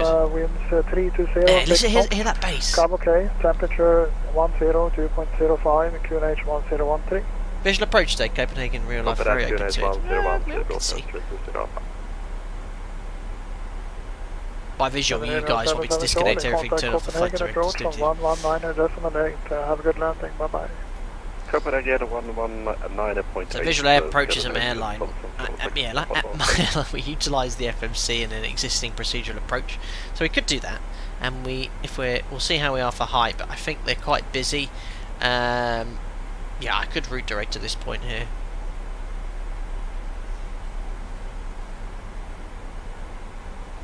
Greg Scott, I seem to configure too early, then I'm almost at VRF at 4 miles. It varies by airline to airline. Some airlines do operate a little earlier, some around 4 or 5 miles. 300, 4 knots, runway 35, clear to land. Clear to land, runway 35, Mike up to November.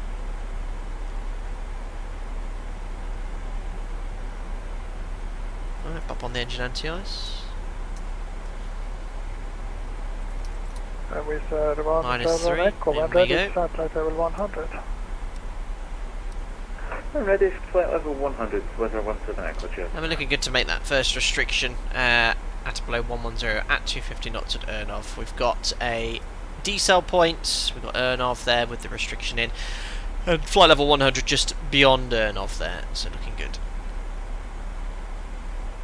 Longcat just wang it on to a half-mile final. That's terminology I've not heard.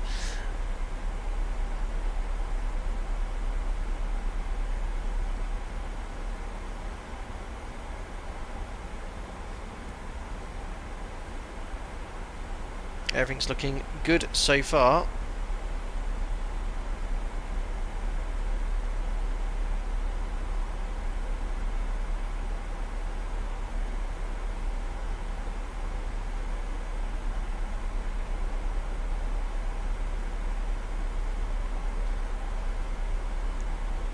Do engines have to be in continuous mode for engine anti-ice to work? No, it'll work without it, but it's selected on.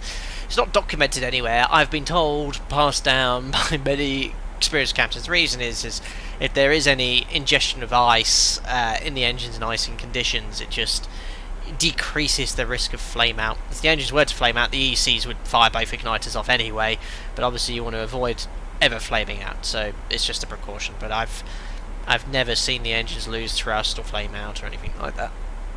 So yes, used for takeoff, all takeoffs, all landings, and in icing conditions.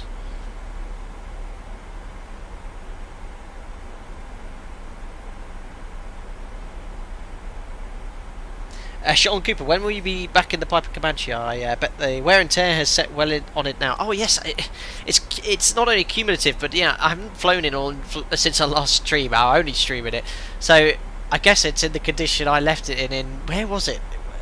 Hollywood, wasn't it? I can't remember where we flew into. We flew over Death Valley. We departed from Death Valley, didn't we? Yeah, and the aircraft performance was very poor.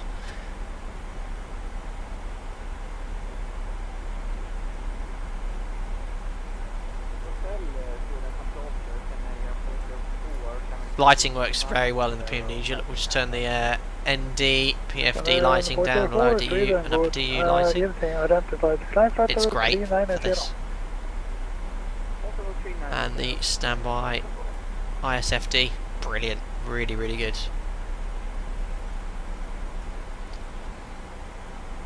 I'll pop on the seatbelt sign now.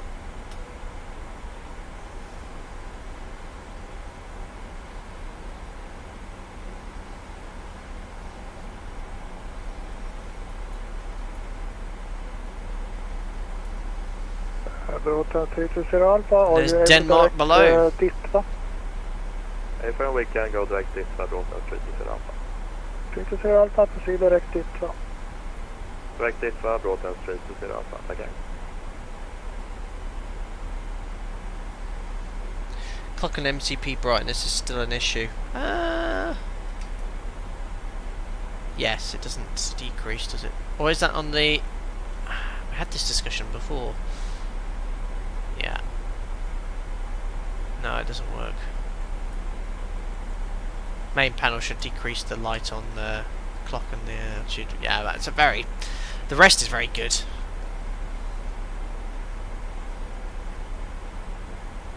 Nice quick taxi captain can still catch the sprint race. Yes, we'll be 5 minutes afterwards. Right, I'm actually going to activate the flight recorder now. Well, the problem is I don't want to do it too far back, because I did it once and it was all a bit glitchy with the scenery and it crashed.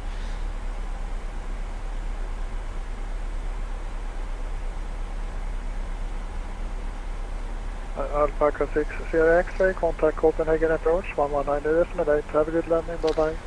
119.8, fix the ATC, Alpaca 6 Sierra X-ray, bye bye. Decimal 2, call sign, get back. 120.2, call sign only for speed at 137, thank you for your service, bye bye. And 18 Yankee speed 250 knots. Right, we need to check in now. Perfect. Copenhagen, very good evening. Alpaca 6 Sierra X-ray, 75 level 100 inbound to Ernov. Alpaca 6 Sierra X-ray, Copenhagen approach. Very good evening to you. You 50, 40, 30, 20, 10, That's copied, and vectors wireless 04 left, Alpaca 60 X-ray. Thank you very much, Kanopki, for your donation. Given a strong enough tailwind, would it be possible for an airline to be pushed into supersonic speed? Astonished face. Keep up the good work, Captain. Excellent. Thank you very much. Again, Kanopki, for your donation. You've been very generous in the past and recently. Thank you very much. Now, obviously, in relation to the airspeed you're in, or the air you're travelling in, no, because you're moving with that air, so your airspeed is the same. You know, we've been flying at decimal 76. It could be that block of air moving at 100 knots headwind, tailwind. But ground speed, yes, your actual speed over the ground could technically be supersonic. You might have actually seen the opposite, where people have flown GA and they've flown in a very strong headwind at 3,000 or 4,000 feet in excess of 50 knots, and they actually go backwards. That's quite a common thing seen on YouTube. But yes, technically speaking, the speed of sound on around sea levels around what, 750 miles an hour. So yes, technically you could ground speed wise, but not airspeed wise. Otherwise, yes, lots of bad things. Good question though. Thank you very much for your donation again. Right, yeah, I'm now turning the flight recorder on. Flight recorder is on. I don't need to be reminded there any more times, okay? It's all good, it's all good.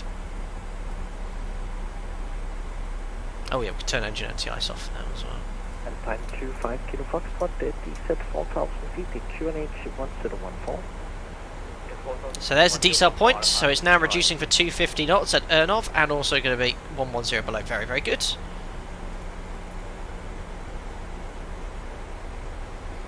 Steve, I'm activated around flight level 100. It's usually a good place to start it. So now, for you, yeah, I could probably include it in my post-cruise checks, couldn't I? Recorder on. Oh, I've done it now. I've done it. This looks absolutely stunning. Ah, button. Look at this. 1177 Charlie, fly heading 220. Copenhagen's on the nose. Oh yeah, definitely. Yeah, I was a bit worried. 25 Kilo Foxtrot, turn right heading 220. I was worried for a second. I hadn't installed the fly tamper scenery, but yeah, it was definitely working yesterday. No, format uniform speed to go. 250. Yeah, flight recorder. It's on. It's on. Everyone's going to say turn it on now, aren't they?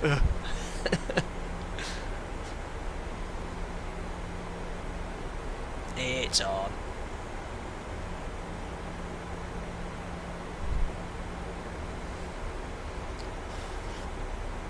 Scandinavian 77 Charlie, contact final 120.2 course on only. 120.2 course final is 7 Charlie, cheers. Excellent. Approach G'day, up 383 Yankee inbound to Arno, descending flight level 13. So the decel point now at 250 knots, now it's just descending at 1,000 feet per minute. While showing me on profile. It did this last time in the PMDG. Why is it doing 1,000 feet per minute with me on profile here? That's a bit weird. It should be an idle path descent.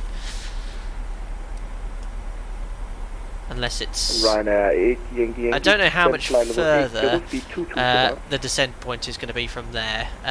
Reset MCP altitude. We'll see what VNAV does after this. Alpaca 60 X-ray, descent flight level 70, speed 220 knots. Descent flight level 70, 220 knots, Alpaca 60 X-ray. 70 checked. Okay, there we are. So level change 220 because I need to slow down and also get back on profile. So if I go in VNAV here, it's going to prioritise the path, which I don't want to do. So passing 170, level change 220 knots. Do the post cruise check. So fuel 4 pumps. We have 4.3 on board. We need 2.6 divert minutes. Lights on. Logo as well. APU is off pressurization 3.9%. Seatbelts can come on and recall. There we are, checks complete. So now we're back at 220 knots. I'll update the FMC here to fly the speed. 220. Wow, that is a significant change to the profile with a speed change like that. I wasn't expecting that. Now, it was showing me on speed there, but I don't know why it jumped so much. Airport, that's Echo Romeo Papa Uniform Kilo. Echo Romeo Papa Uniform Kilo, Ryanair. It was showing me sort of like slightly high, but now it's low. Oh, Ryanair Yankee is the NG driver. Ah, he seems to have joined us. Why is he not flying Alpaca? So I need to go fly up. Ryanair 8 Yankee Yankee, descend 4,000 feet, QNH See if I can turn it up here. 1014. Couldn't hear him before. Ryanair 8 Yankee Yankee, descend 4,000 feet. Oh yes, that's definitely. I recognise those dulcet tones. How close is the next airplane? He's querying with ATC's spacing. Roger, let us know if he comes within 5 and we'll disconnect. Yeah. That's very German. He's doing ATC's job. Right. Yeah. So I don't know what's going with VNAV in the what's going wrong here with the VNAV profile. It wants me level here. Yeah, I just don't. The VNAV on approach works so well in the PMDG to 10,000 feet, and outside of that, it just goes to pants. It's showing me a profile. It's very shallow. We're very shallow rate of descent. We should be. That restriction has obviously put me very low, which is fine, and now it's updated huge. A huge difference when I updated the speed. There's the airport. Cheers, Sabre Star. Thanks to 20 months as a member. Awesome stream. Still not convinced about GSX though. Keep up the good work. Thank you very much, buddy. Yes, you did say in your message you weren't so sure about it. Let's see how it works on arrival. Yankees, reduce speed 220. Jamlin, thank you very much, buddy, for the 43 months as a member, almost 4 years as well. You've not been in the corporate livery for a while. Just got to manage to catch stream F1 Sprint in a bit. Only in 12 minutes, yes. You have my permission if you want to watch the F1 Sprint to go watch that. Thanks, buddy, for popping in. Yes, I don't think I've played the corporate one in ages. How's the F28 livery getting on? I will take that out for a spin at some point. Red nose for my uniform, resume on navigation, direct airport. Want to go. Red nose for my uniform, direct airport. Yeah, big drift here. We've got about 206, about 10 degrees of drift here. And you can see it. It's just like with a real aeroplane. Look, if you look outside, look how we're sort of moving to the left. Instead, we should be going in a straight line if there was no wind, but we're being pushed here to the left. That's exactly as you'd expect with that wind. 04 left at Portugal 351. It ain't bad, this sim at all. Modelling live weather now. The default live weather is actually much better. Descend 4,000 feet to QNH 1014, Apache 351. Swarm 3513, no.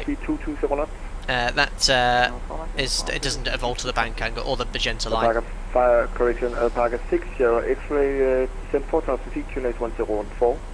Send 4,000 feet, QNH 1014, Alpaca 60 X-ray. So, 4,000 feet checks at QNH 1014, passing 7,000, 404,000 feet, standby, altimeter is set. Gosling 6 Kilo Foxtrot, approach hello, identified Mike is current. Very busy. Victor Salis from the 04 left. Step back to 04 left, level 6 Kilo Foxtrot. Approach, that's 3 Yankee, continue approaching heading. Very busy. TBM 850 inbound next to... Oh, someone's in the new TBM 850 by Black Square. Oscar Bravo Mike, approach hello, identified Mike current, expect Victor Salis 04 left. Expect Victor Salis, cross on my 04 left. Does he now have a little jump? It's all a little bit over. To downwind to beam the runway, you want to be around 6,000 feet, but obviously we've got quite a long way out here. Hopefully a shortcut before that, but we can easily configure back at this speed. It's looking very busy. I wouldn't get a visual today. 1, 2, 3, maybe another one in between. Portugal 351, call final 120.2, calls on only. There's the airport. Again, Apache 351. Call final 120. There's the 1230 runway at Copenhagen. Never landed on that one. Call 120.2 at Portugal 351.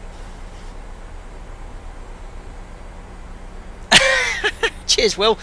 Top tips there. Whoa, hello. What happened there? Was that the wind?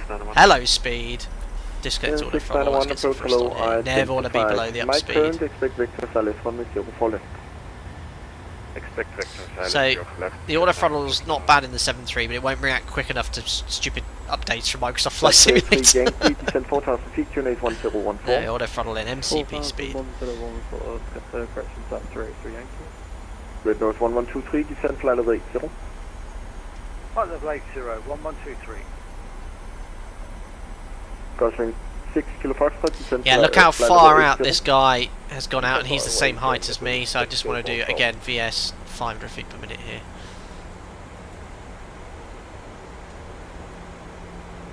Very busy here in Copenhagen.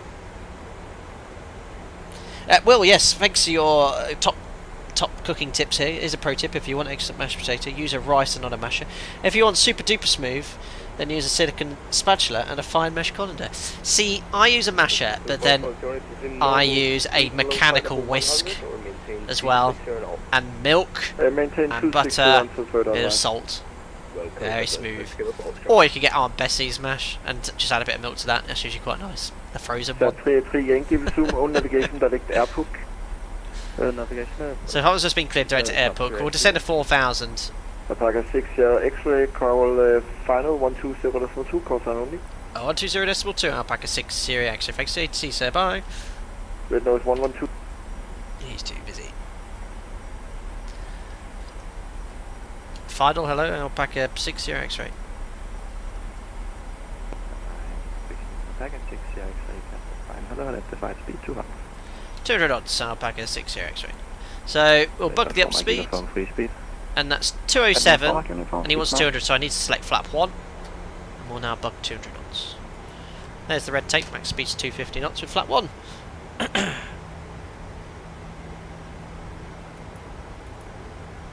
Airport 351, fly 280, next time you can turn unless you are asked to.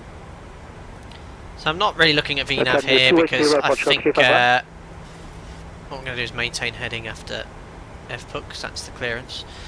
Green light, flap 1 we have. 351 speed. Did I tune into flight deck to kitchen? 3,000 feet, descend airport 351. So track's good. Approaching FPUC, what I'm going to do is go heading select now, because if you remember, that is what the clearance tells you to do. 351 speed 180. FPUC here. Speed 180 knots, airport 351. Where is it here? Expect radar vectoring. So there's no hold, you just maintain the heading. So heading select there. Yes, I'm a little bit high on the profile. Yeah, should have been below 4,000 here. That's my bad. Thanks to your last 13 months as a member over a year. Good luck for landing. We're all counting you. Thanks for all the content by far. Best content most. First 77 channel there. Well, you're most welcome. Thank you very much for your continued support of us as a member. Really appreciate it. Thank you. Uniform contact tower now 1181. Bye bye.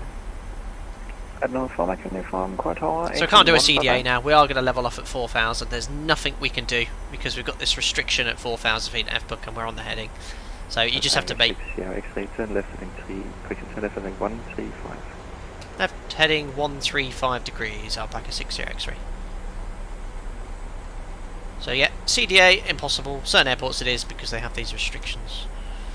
200 knots though, flap 1 as requested by ATC, and we can just keep the FMC updated. Let's route direct to the centre fix. Airport 351, descend at 2,000 feet. Descend 2,000 feet. Nice cabin lighting. Got the Boeing Sky interior. Take a 6 X-ray, descend up to 3,000 feet, speed 180, will not maintain till 6 DME. Send 3,000 feet, 180 knots till 6 DME, Alpaca 6 X-ray. We can do that. So 3,000 feet vertical speed. 500 feet per minute, and we'll go flap 2. X-ray, turn left heading 070, cleared ILS approach runway 04 left. Left heading 070 degrees, on that heading, cleared 04 left, Alpaca 6 X-ray. So there's the heading. Fine launch getting get tango ball mic. And we've got flap 2 for 180, glide slopes alive. So we're going to go Vorlock. Crack sensing. Red nose 1123. Red nose 112. No, tid through holding. Flight recorder's on, guys, flight recorder's on. Check vertical speed. Should be good. Minus 300. 1123. Yeah, flap 2 is just about okay for 180. And we just want a very shallow descent here because we are low on the glide. Protocol 351, report established. I'll establish airport shot 351. Protocol 351, contact tower now 118. Great. The lighting in this simulator is sensational. Contact really, really good. 1 airport shot 351. Sat 383 Yankee speed 180 will not maintain till 6 DME. Yeah, VNAV is just a bit wonky, I think, on the PMDG below 10,000 feet. Plane, sorry, I thought you said 500 feet. I can't remember, I probably did. But yeah, just a CDA. Try not to level off at 3,000. So we've got the MPS scales. The magenta diamond is from your lateral path. The white diamond's the localizer coming in now. Yankee Tango Bravo Mike, speed 180 knots. Speed 180 knots, så skal jeg hentage på Localizer, capture, runway heading 037 set. We'd have done the approach checklist as well, frequencies, courses, minimums. We've got the correct ident for the ILS. Midland 6, give a box drop. So we're going to get ready for flap 5, but maintain the speed. The reason is, if you don't have flap 5 established on the 3-degree ILS, the speed can run away from you at idle thrust. So flap 5, but maintaining 180 knots. Alpaca 6 Sierra X-ray fully established at 180 knots.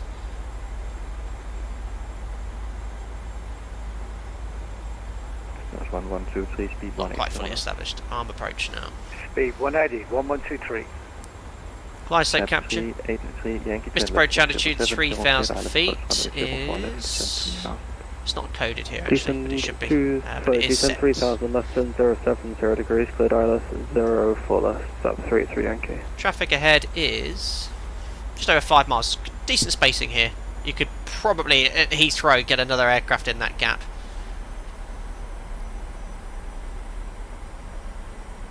Scotty 2, the wind behaviour is suspected Microsoft in even more since the last update. Ah, okay. Yeah, we had one big wind change there, didn't we? Packet 6 Sierra X-ray, contact Castle Tower 118.1, bye-bye. Tower 118.1, Alpaca 6 Sierra X-ray, bye-bye. It knows 1. Right, just make sure I get the right frequency. Alright, Fred knows 1123. There we are. And make sure we've got ground on standby. Just then, gotta hope you don't go around. So he wants 180 knots till, was it 6? 2 stands for. Castro Tower, very good evening. Alpaca 6 Sierra X-ray, established ILS 04 left, 7 miles, 180 knots. Alpaca 6 Sierra X-ray, Castro Tower, hello, continue approach number 2. Continue approach, Alpaca 6 Sierra X-ray. Yeah, PMDG's been pretty good, apart from that little suspect VNAV on final. So there's 6 miles. We can book now the flap 5 speed, and we'll aim to configure at 4 miles. Which is, who was it? Steve M, I think. I don't know who said. How do you do it? Do it a bit early, but yes, we'll do it then. I've got the landing rate calculator on as well, both on YokaCam and this one, the Fly Live overlay. Yeah, the drag model's great. Flap 5 here, you can see. Look, it's barely slowing down. That's very accurate for this gross weight. And so we'll aim to vacate the first high speed at Alpha 7 to help out ATC. Right, approaching 4 miles, there's 4.3, so gear down, flap 15. Landing checklist. Speed brake. Green light, landing gear down through green, order brake set to 3, flap 30.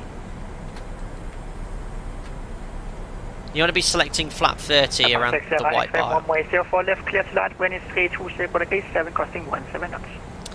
04 left, clear to land, Alpaca 6 Sierra X-ray. I was gusting up to 17 knots, interesting. Flaps 30 green light, lights are on, checks complete. Right, see how it handles on final then.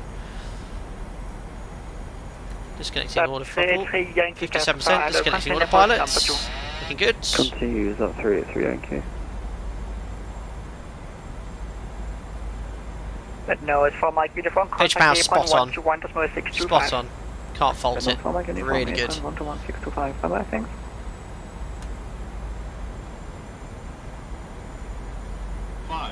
Checked. Fully stabilised at the gates. Keep descending.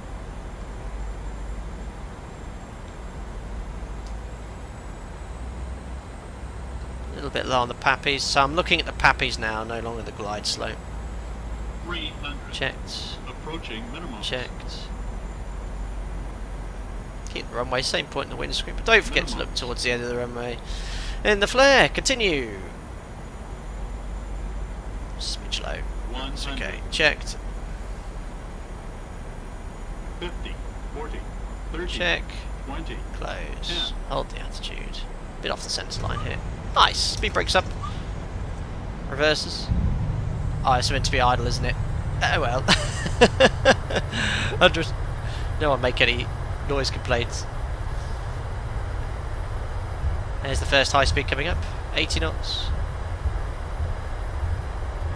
6 knots, cancelling reverse. Ladies and gentlemen, welcome, manual braking, to Copenhagen.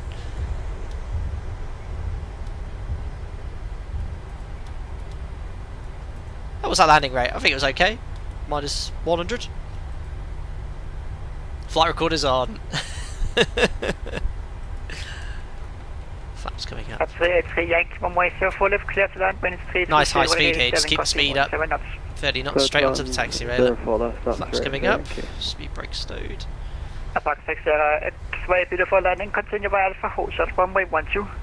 Continue Alpha, hold short 1-2, Alpaca 60 X-ray. So that is just a straight line all the way here, and then hold short runway 12. So we'll continue with the cleanup. Yeah, really nice. The actual pitch was there. The controls are a little more sensitive in Microsoft Flight Simulator. I've tried playing with them, but I'm not really happy with them.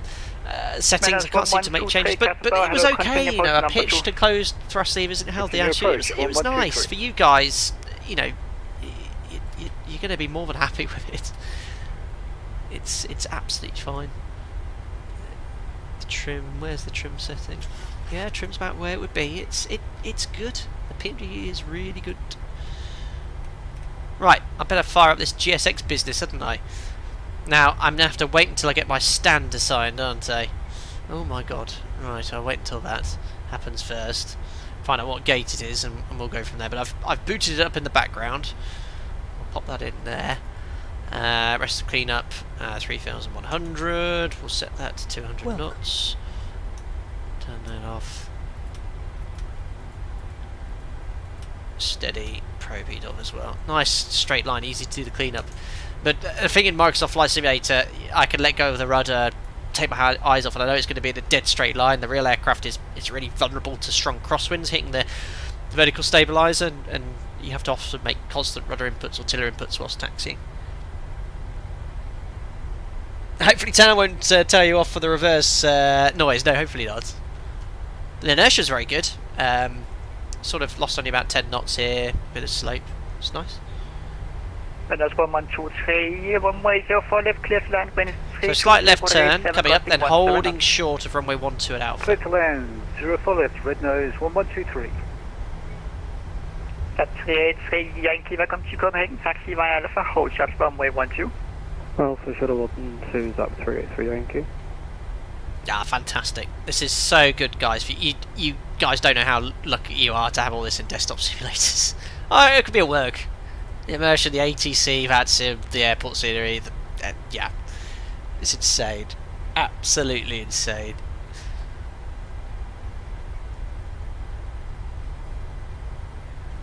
Alpaca 60 X-ray approaching runway 12. Alpaca 60 X-ray left onto runway 30, make it kilo 3.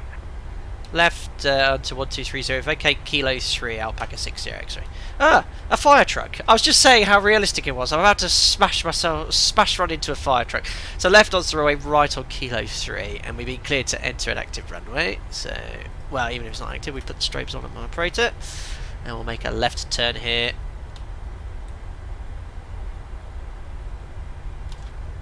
Black Doctor, I saw your comment. I do feel in the golden age of flight simulation as X-rays doesn't make sense. No, I don't think that's an exaggeration. I think that's a pretty accurate statement.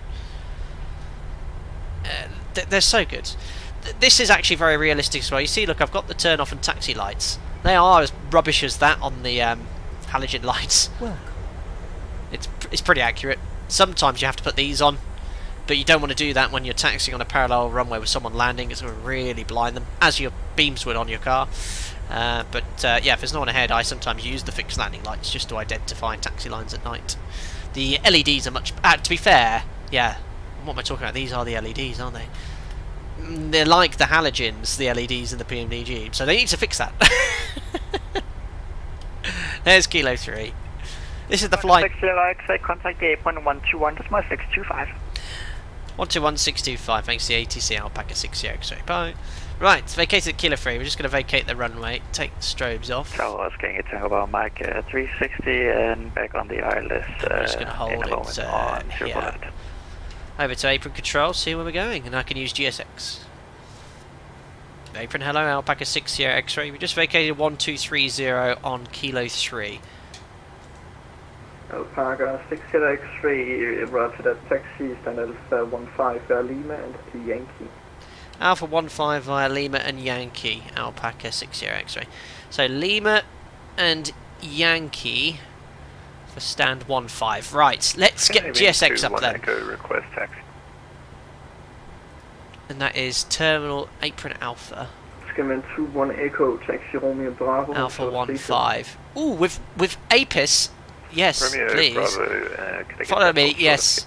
Again, for scan. Let's have Menzies. Okay, hold short 30. Thanks. Right, 120 contact 119. Hopefully it will go via the way he instructed us. But I've requested a follow me car. Some airports have this.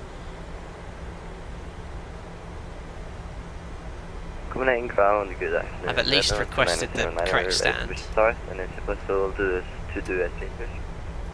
Then there's 2909 on negative, push and start off facing east QNH 114. Oh, I can see it's the correct stand, but no follow me car. Maybe it's gone an unusual way.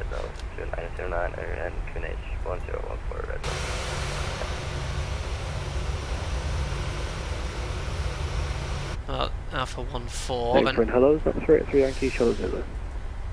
Alpha 15. So this is my stand, but I haven't got a follow me car, unfortunately. 383 Yankee. And it's got all the vehicles there, so maybe I have to cancel the follow me car. Revoke follow me. Yes. So hopefully it will just still give me the guidance. Ah! Oh, yeah, it is. Perfect. No, format uniform is on block 7. Nice evening. Bye-bye. Well, I've definitely got the right stand, and look at this. They're turning on their lights, pulling onto stand. It's so realistic. The air bridge default position though isn't great. This is telling me to turn left, which is great, but I just want to get get my main gear on the right side here. I will turn left in a second. There we go. Oh, super! It's so good. Ah, wait, which one am I following? Oh yeah, yeah, this one is still a bit short. It's so cool. Follow me car is a slight right. Mega. I wanted the marshaller. Ah! Too far. Oh, get out of here. I'll fix that. That'll do. Nothing to see here. Stop. Right. Parking brake is set. APU on the bus. There we are, 2 blues and a red, engines dead. Ladies and gentlemen, welcome to Copenhagen. Okay, perfect. That's excellent. So, what do I need to do now to get... let me just do my flows, that's what's important. We'll do the transit flow. So, on transponder to 2000 standby. And make sure we turn the anti-collision light off. Make sure the N2 is below 20% on engine 1 and 2, which it is. And then I think I need to go back into GSX. Request offload. Request deboarding. The boarding requested. Oh, it says the add-on is causing the Quattl scripting engine to restart. Please run live update. Do you want to open log? No. Do you want to restart Quattl? Yes. Please don't break my... Oh, okay. I broke GSX. At least it didn't crash the whole sim. Yeah, I've stopped the flight recorder. Let me just try that again. It did this to me the other day. Right, I've restarted the app. Restart. Right, GSX. I wasn't expecting a power back. Probably that's what broke it. Right, request deboarding. The boarding requested. No, it's not liking it. The add-on is causing the scripting engine to restart. Please run live update. But this whole idea was me to show you the offloading, but it doesn't work. So do it. Oh, it's a log here. GSX assistance service. Jetway's not docked. Request assistance service. User position.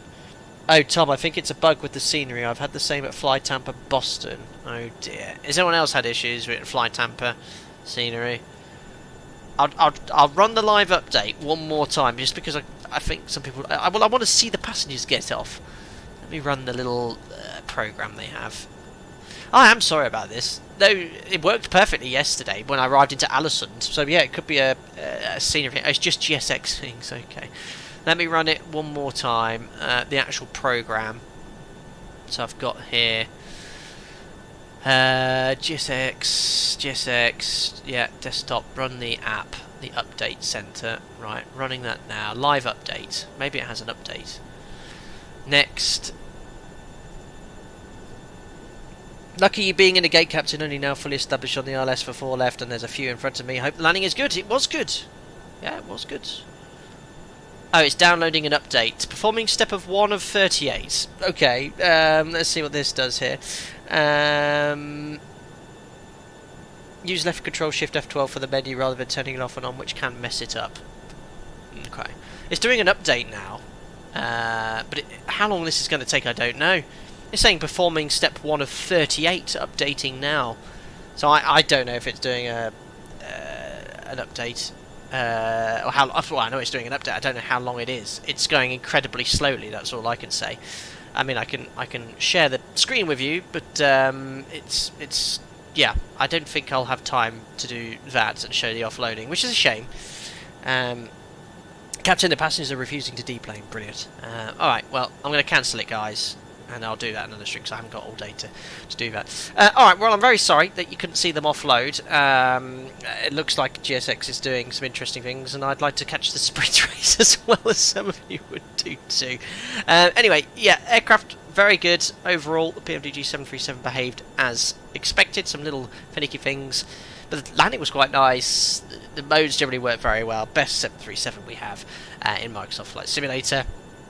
Loved using GSX. It is buggy. The pushback was great. I don't know why it's not worked now. Maybe I threw it off by reversing. But it, as some of you explained to me on Discord and people in this chat here, it is buggy. It has its issues. So yeah, I'll look into it. Hopefully it'll work next time round anyway. But sorry you couldn't see that it's offload there. Sometimes you have to stop QATL in Task Manager then restart it. I did that. I force closed that plainly and reopened it as well. So that wasn't working either. But yeah. We'll use it. We'll use it moving forward and see what else is going on. Oak Trolley, what kind of yoke are you using? There you go. I'll turn on yoke cam and illumination.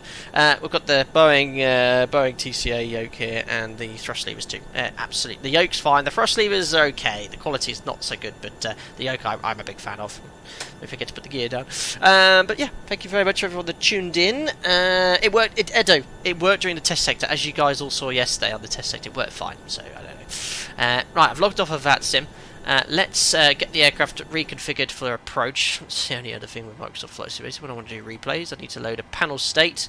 I always use the runway one, spam the flaps to 40 or 30, and put all the switches as they were to put annoying clicks in. So that was on, the logo was on, the strobes, turn up the panel lighting. It should be. Oh no, it's AC/DC metering panel. Where is it? Oh, it's hard to see in the dark. Well, the dome light's going to be up here. There we go. Excellent. So flaps to 30. Let's see if the replay tool works. There we are. Open. Cue the funky replay music as well. No, that's my old funky. That's after landing one here. I'm definitely out of practice. Right, replay. Oop. Seems to be working. I'll crank the time back slightly as well. There we are. There's definitely a switch out of position. Yes, the taxi lights and the gear warning horn's going off. Stop doing that. It's the ghoul of the Boeing factory coming here to. Oh, it's so annoying. God, that's some serious wing sweep there. Well, you'll have to deal with all the annoying sounds. Thankfully, you don't hear it outside. There we are. Yeah, go daylight. And there's a beauty of Microsoft Flight Sim. You can move the time in the replay tool. Yeah, I was happy with that landing. First time I've actually done a replay in ages in any simulator. Flight Tapestry is excellent.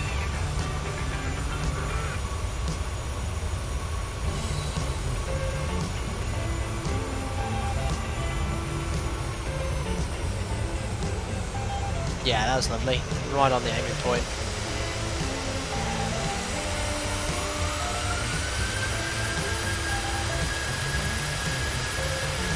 I do miss the shift 3 for the threshold view. I know you can do it in the sim, but it's a bit fiddly.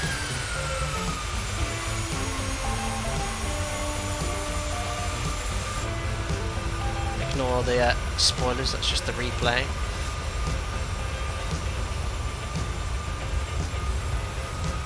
If I extend and retract them, no, I can't retract them. Did forget to put the gear down on the throttle quadrant. I'm guessing that's why it's shouting at you. It's not modelled anyway in Microsoft Flight Simulator because it breaks the PMDG every time I put the gear up, so it's not actually connected to any command. I just pressed ye old faithful G.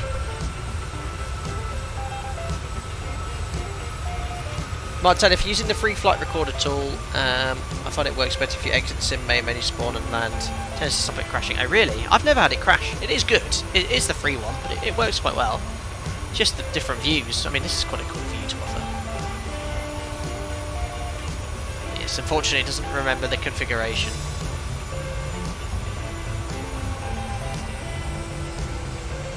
Yeah, perfect. Ground support is coming up.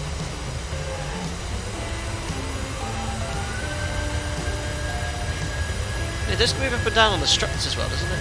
Yeah, it's good. Just the movement's a bit unrealistic. Look, it's just like whee! Too grippy nose wheel. Superb. Oh, butter. I'd call it a butter, says Kyle in Remix. Thank you. Someone recognised it. Right then, let's pop you in here so you can enjoy a lovely wing view. Just pause the replay. I'll put you back here. About there. That'll do you. Perfect. Well then, guys, that's it for today. Thank you very much for watching another Flight Data Sim live stream from Ålesund to Copenhagen, showing off GSX. Again, I was quite happy with how it worked for departure, and obviously we got the pushback guidance on the way in, but seemed to have broken it on stand there. Hopefully it'll work next stream as well. But thank you very much for all the contributions to everyone, to all the members. Thank you very much for the continued support, to all the regular viewers and subscribers. Thank you very much for popping in. If you enjoyed the video, don't forget to like it and subscribe if you want to stay up to date with the latest content. Very busy for me next week, going back to my, I'm starting my new role, so looking forward to that. Members, I'll be doing a few things during the week in Discord as part of my preparation for that, so be sure to tune in. I'll notify you accordingly, and next public stream will be end of next week, but I will have more time once I get settled into my new role. I'm hoping to go back up to 2 streams a week at least, so there's sort of 1 stream every 7 to 10 days or so. As ever, you can find me on social media too, where I try to post updates where possible. That's it, guys. Enjoy the rest of your weekend, look after yourselves, and I'll see you all again very soon. Good night.